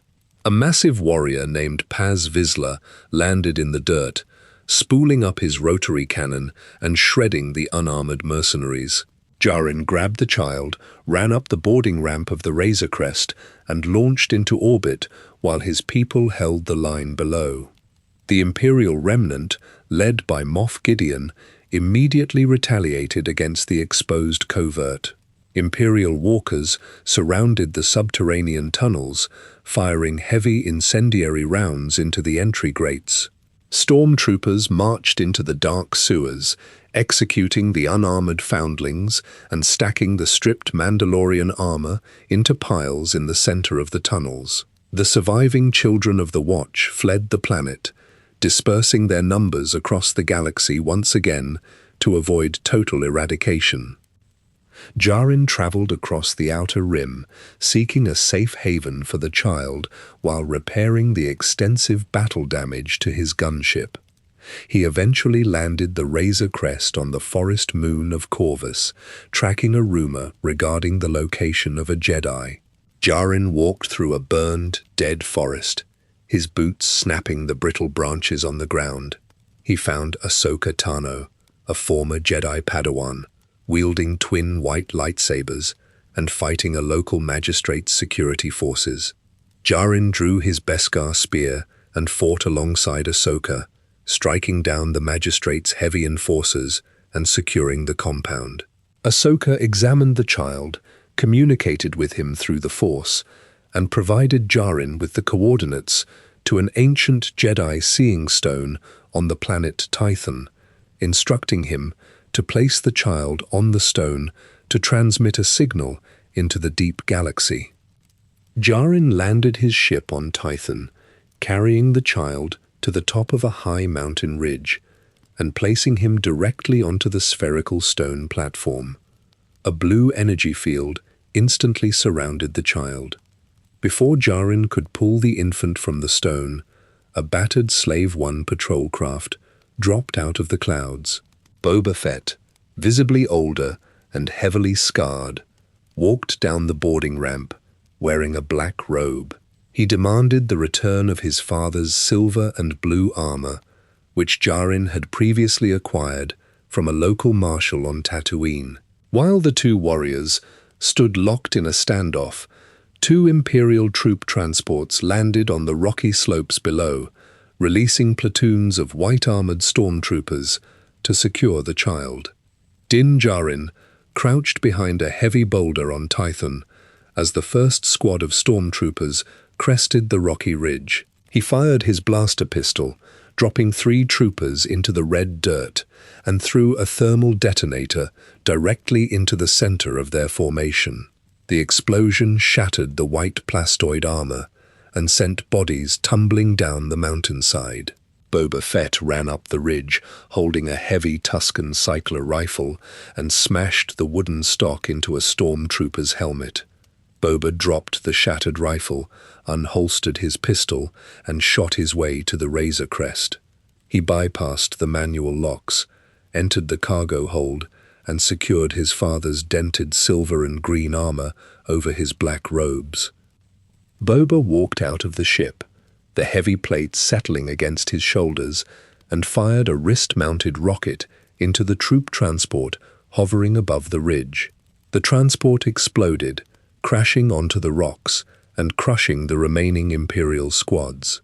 While Djarin and Boba fought the ground forces, a massive Imperial light cruiser dropped out of hyperspace and fired a single, concentrated heavy turbo laser blast.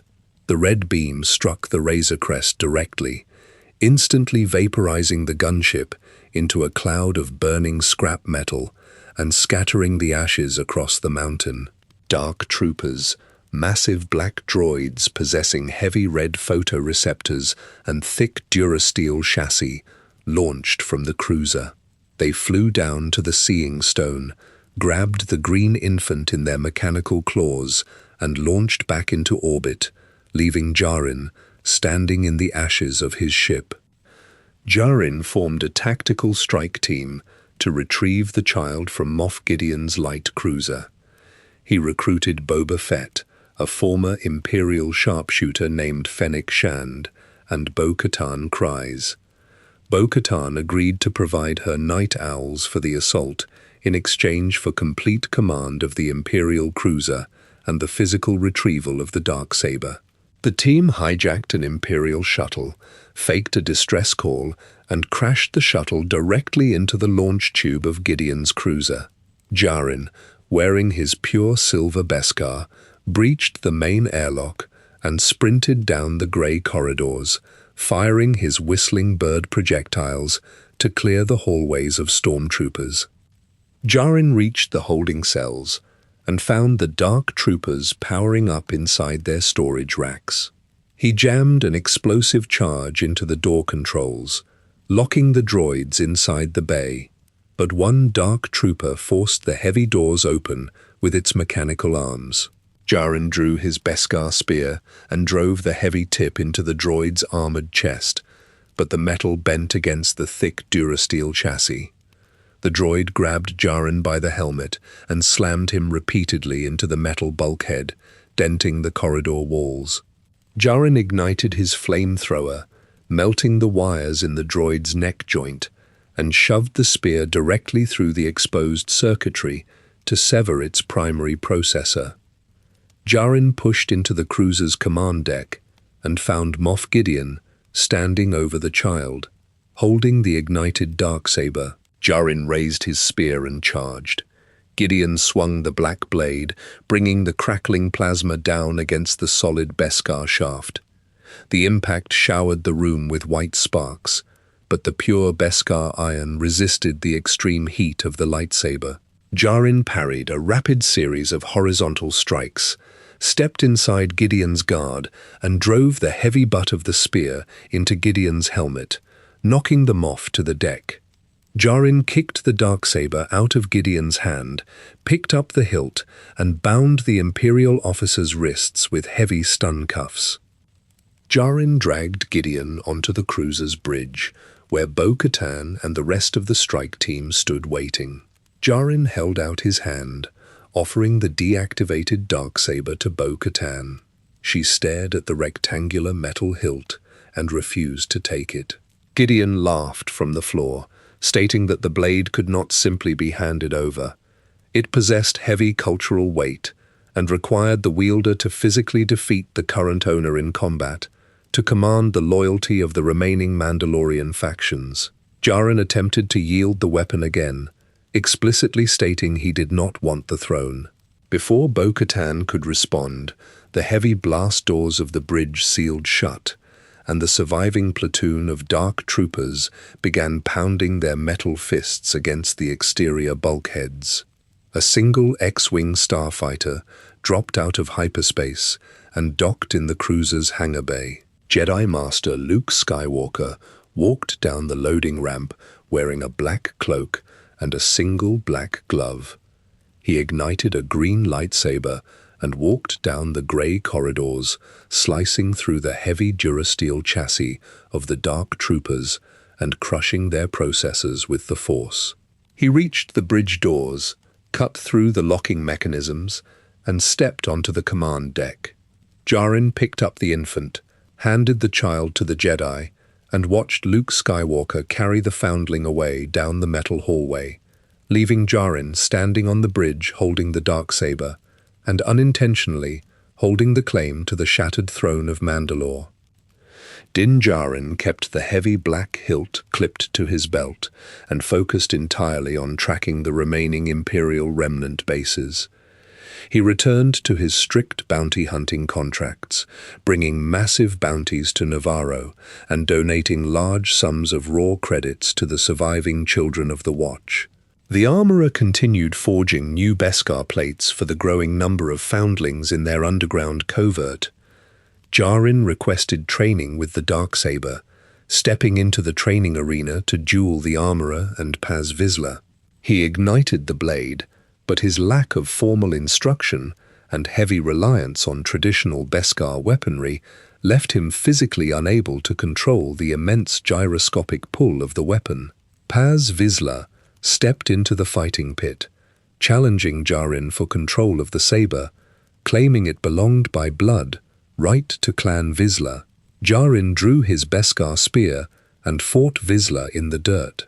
He shattered the control panel on Vizsla's jetpack and forced the heavy warrior to yield, maintaining possession of the blade purely through physical dominance. When Djarin admitted to removing his helmet during his quest to secure the child, the armorer officially expelled him from the Children of the Watch. She commanded him to physically return to the living waters beneath the civic center of Mandalore to cleanse himself of the transgression. Djarin traveled to the glassed surface of his homeworld, landing a custom, silver N1 starfighter on the cracked permacrete plains outside the ruins of Sundari. He walked into the dark, subterranean tunnels beneath the shattered capital. Mutated predators, the heavy Morlocks, attacked him in the shadows. He swung the darksaber, struggling against its massive weight, and fired his blaster to hold back the creatures. Bo-Katan Kryze tracked Djarin's ship, dropped into the tunnels, and used her own darksaber training to slice through the Morlocks, saving Djarin and recovering the blade from the dirt. She handed the weapon back to him and led him to the deep, heavy mineral waters at the bottom of the mines. Djarin plunged into the water, fully submerging his helmet, and completed the physical requirement to reinstate himself within his covert. Djarin and Bo-Katan returned to Navarro, bringing the Children of the Watch and the Night Owls together in a single, heavily armed encampment. The two factions set aside their ideological differences, unified by the physical presence of the darksaber and the immediate necessity of establishing a permanent base. They organized a massive fleet of stolen Imperial freighters, customized Mandalorian gauntlet fighters, and heavy dropships. They loaded their combined armories, thousands of heavily armored troops, and massive rotary cannons onto the ships. The unified fleet jumped through hyperspace and broke through the thin atmosphere of Mandalore, dropping directly over the massive glass crater of the capital city. They intended to survey the ruins and establish a fortified staging ground to support the returning diaspora. As the Mandalorian dropships descended into the deep central crater, Imperial sensor alarms blared across their cockpit displays. Moff Gideon had constructed a massive, highly classified Imperial base completely hidden beneath the fused glass surface of Mandalore. He had spent years mining the remaining Beskar iron, operating a massive subterranean cloning facility, and manufacturing an entirely new class of dark troopers. These new droids featured thick white plastoid armor, layered heavily with raw Beskar, providing complete immunity to standard blaster fire.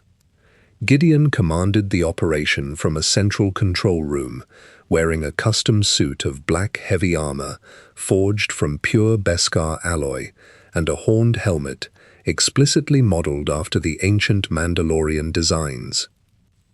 Gideon opened the heavy launch bay doors of the hidden base and deployed hundreds of Beskar-plated dark troopers equipped with jetpacks.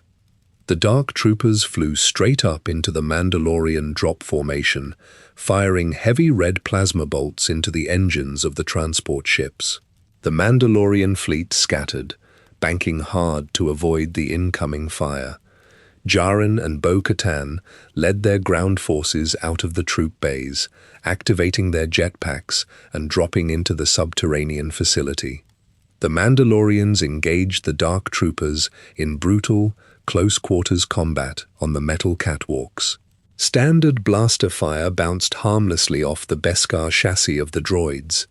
The Mandalorians switched to heavy melee weapons, driving vibroblades into the flexible joints, firing explosive micro-rockets at point-blank range, and using heavy grappling cables to rip the droids off the high platforms.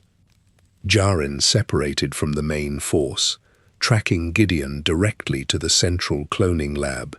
Gideon stood before rows of glass vats, holding an electrostaff that sparked with heavy purple electricity.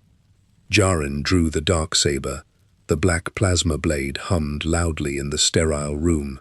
Gideon swung the electrostaff, smashing the heavy staff into Djarin's silver Beskar helmet. Djarin swung the darksaber, cutting deep gouges into the metal walls of the lab. Gideon's Beskar armor absorbed the glancing blows, while he physically overwhelmed Djarin with rapid, heavy strikes. Bo-Katan entered the lab, igniting her energy shield and firing her blaster pistols at Gideon's exposed joints. Gideon turned his electrostaff toward Bo-Katan, driving her back toward the cloning vats. Djarin recovered, holstered his weapons, and locked onto Gideon's position. A heavy Mandalorian cruiser, severely damaged in the aerial battle above, plummeted straight down the central shaft of the base.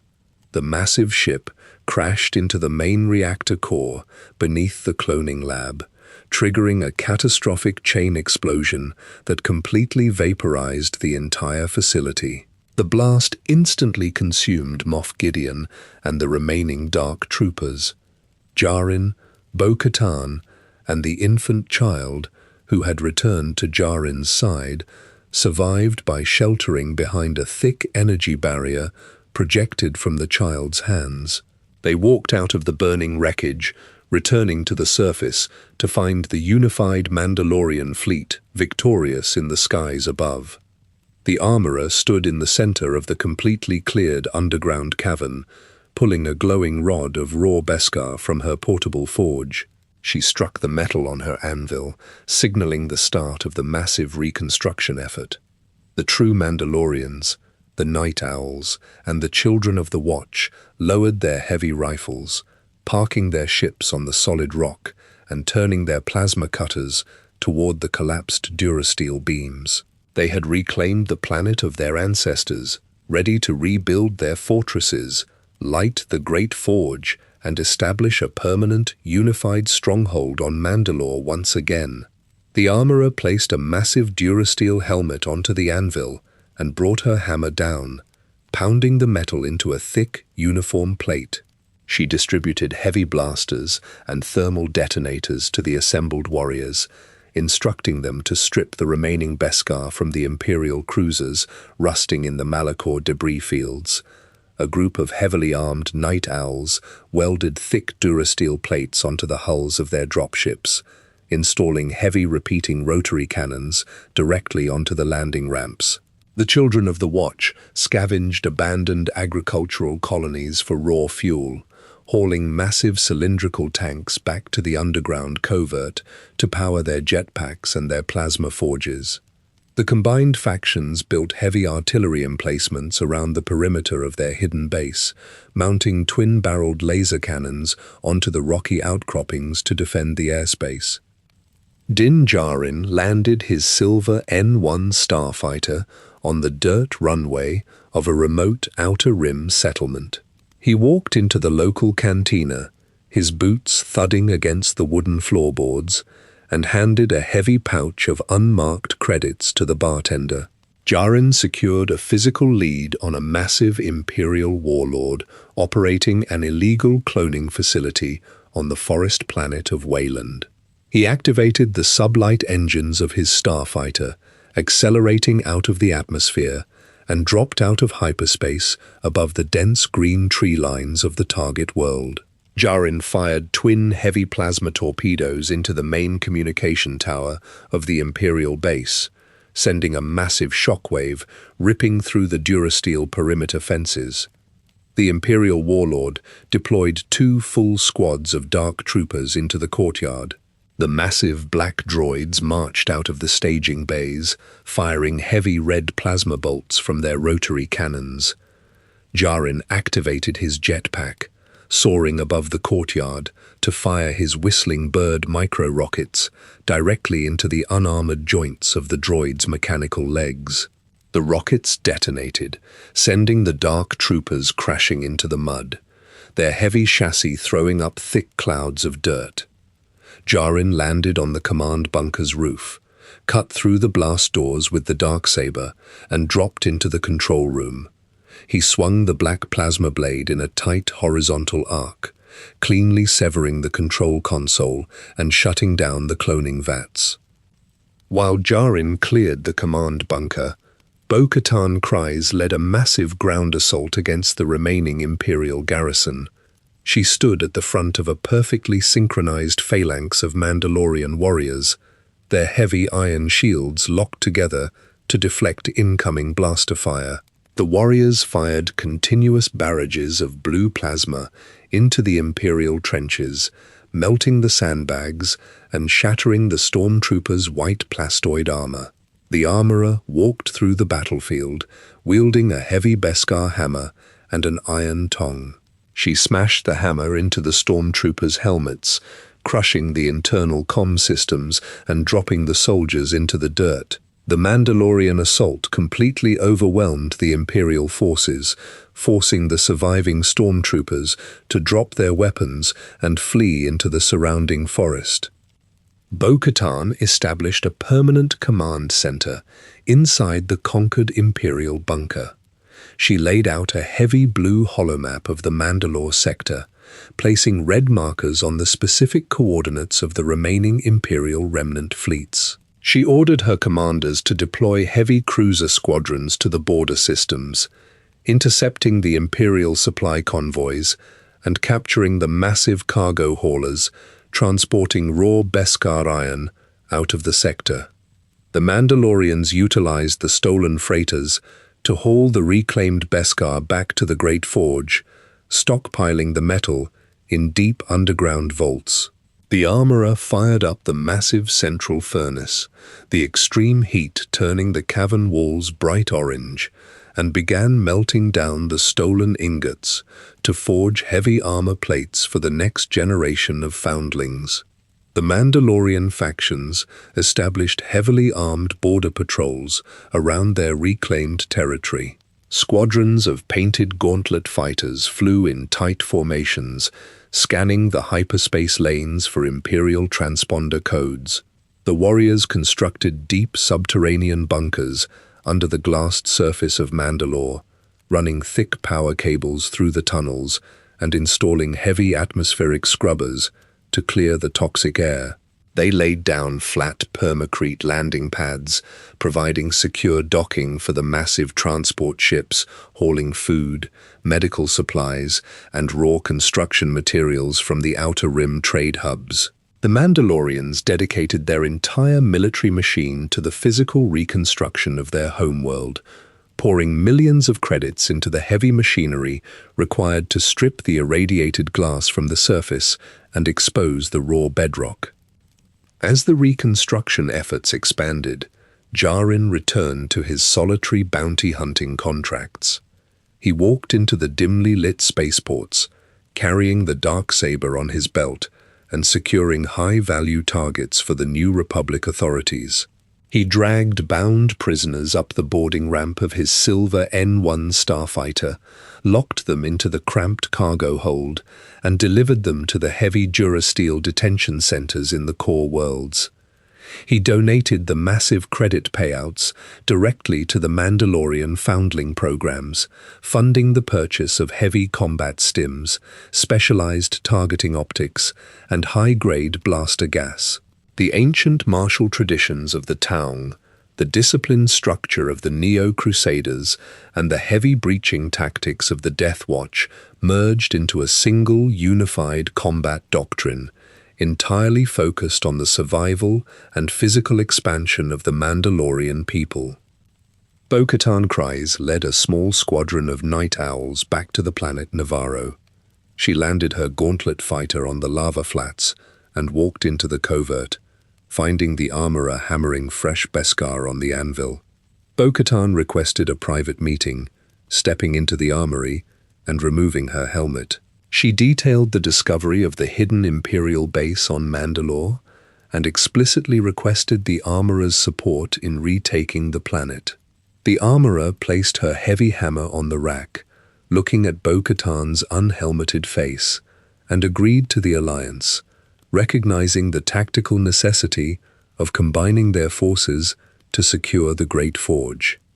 The two leaders assembled their warriors and launched a coordinated assault against the remaining Imperial remnant fleet in the Mandalore system.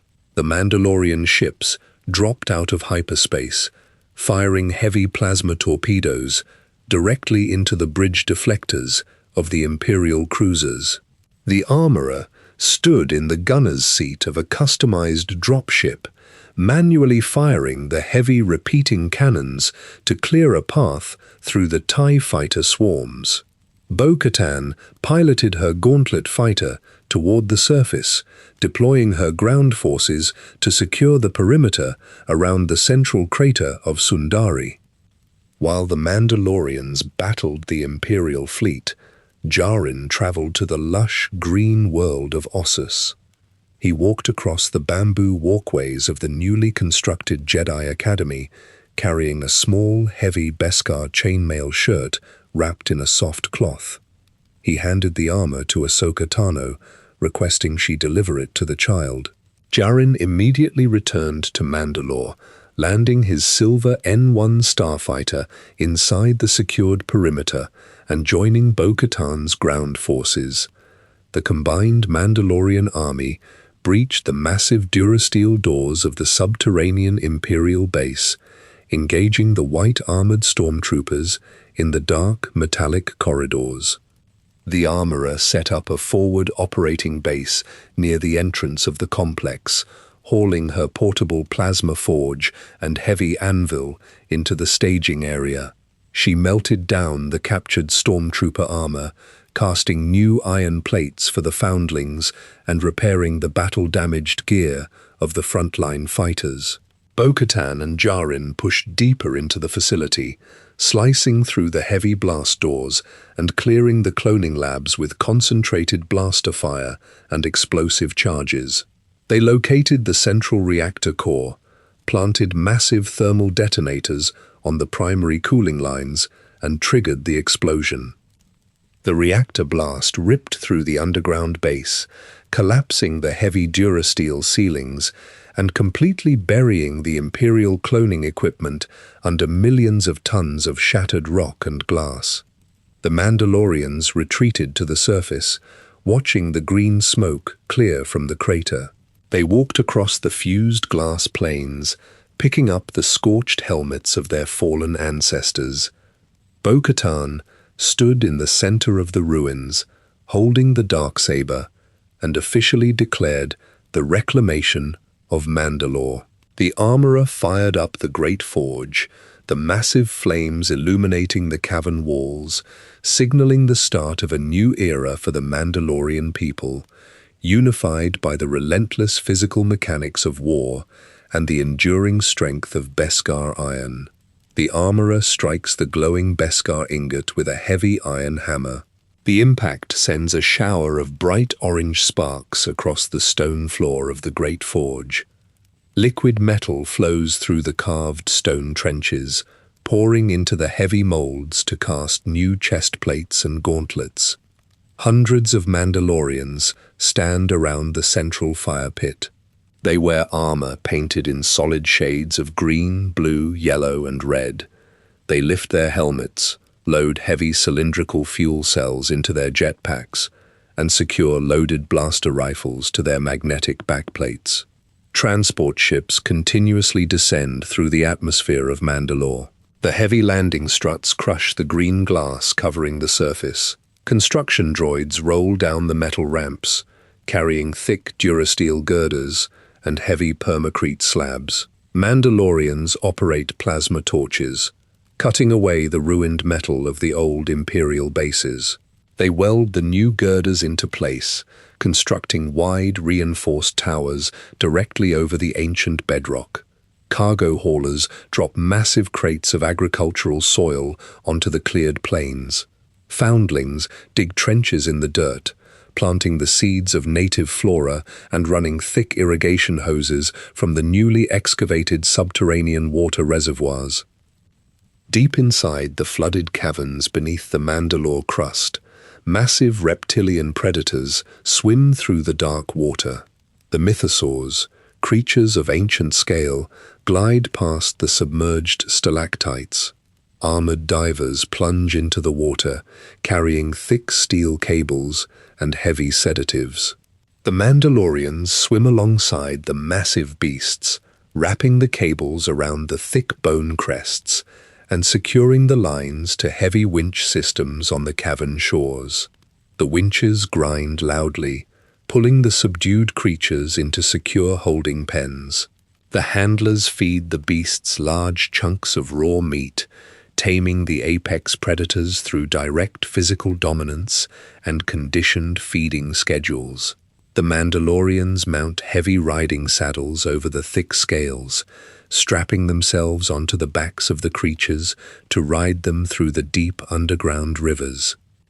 In the high orbit above the planet, the massive fleet of recovered Imperial light cruisers and customized gauntlet fighters maintains a continuous patrol loop.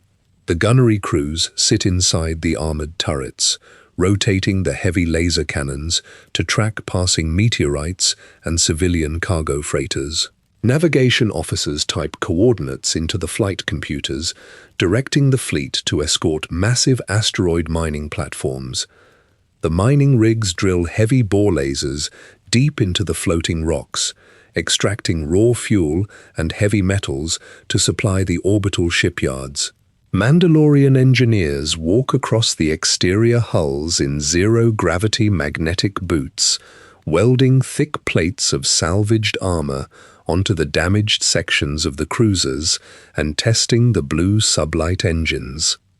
On the volcanic planet of Navarro, Din Djarin sits on the wooden porch of a small cabin situated on the edge of the rocky flats.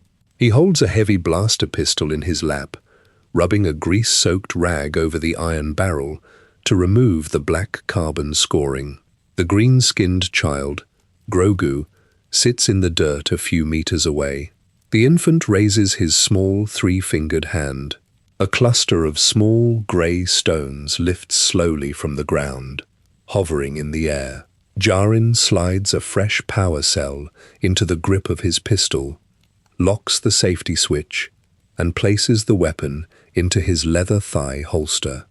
Din Djarin steps off the porch and walks into the dusty yard. He picks up a small, solid metal sphere and tosses it into the air. Grogu extends both hands, catching the metal ball in a localized anti-gravity field generated by the Force.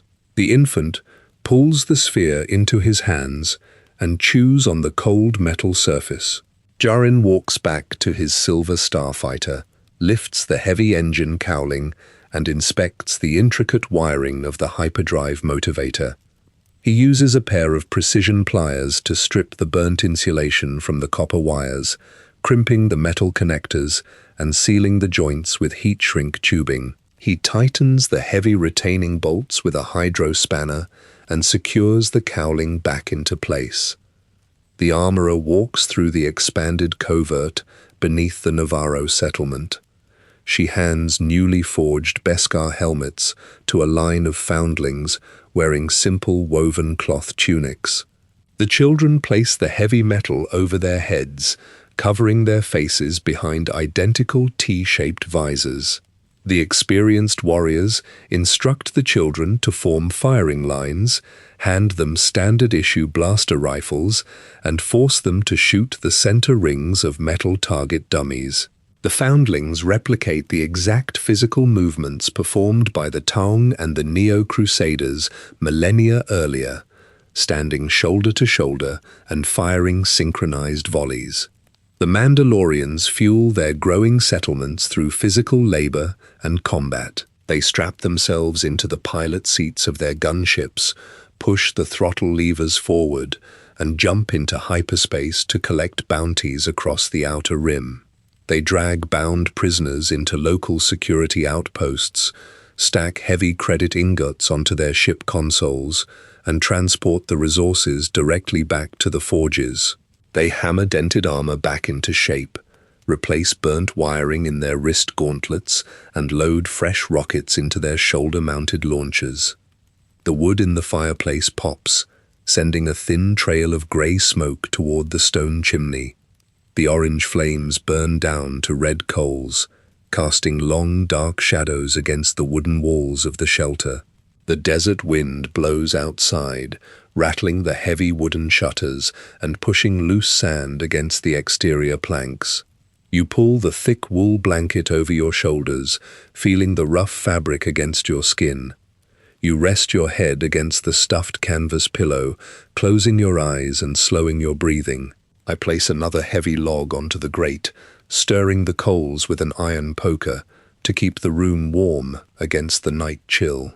You rest here, gathering your physical strength, and prepare your body for the journey awaiting you tomorrow. Sleep now, and we will share more tales when you wake.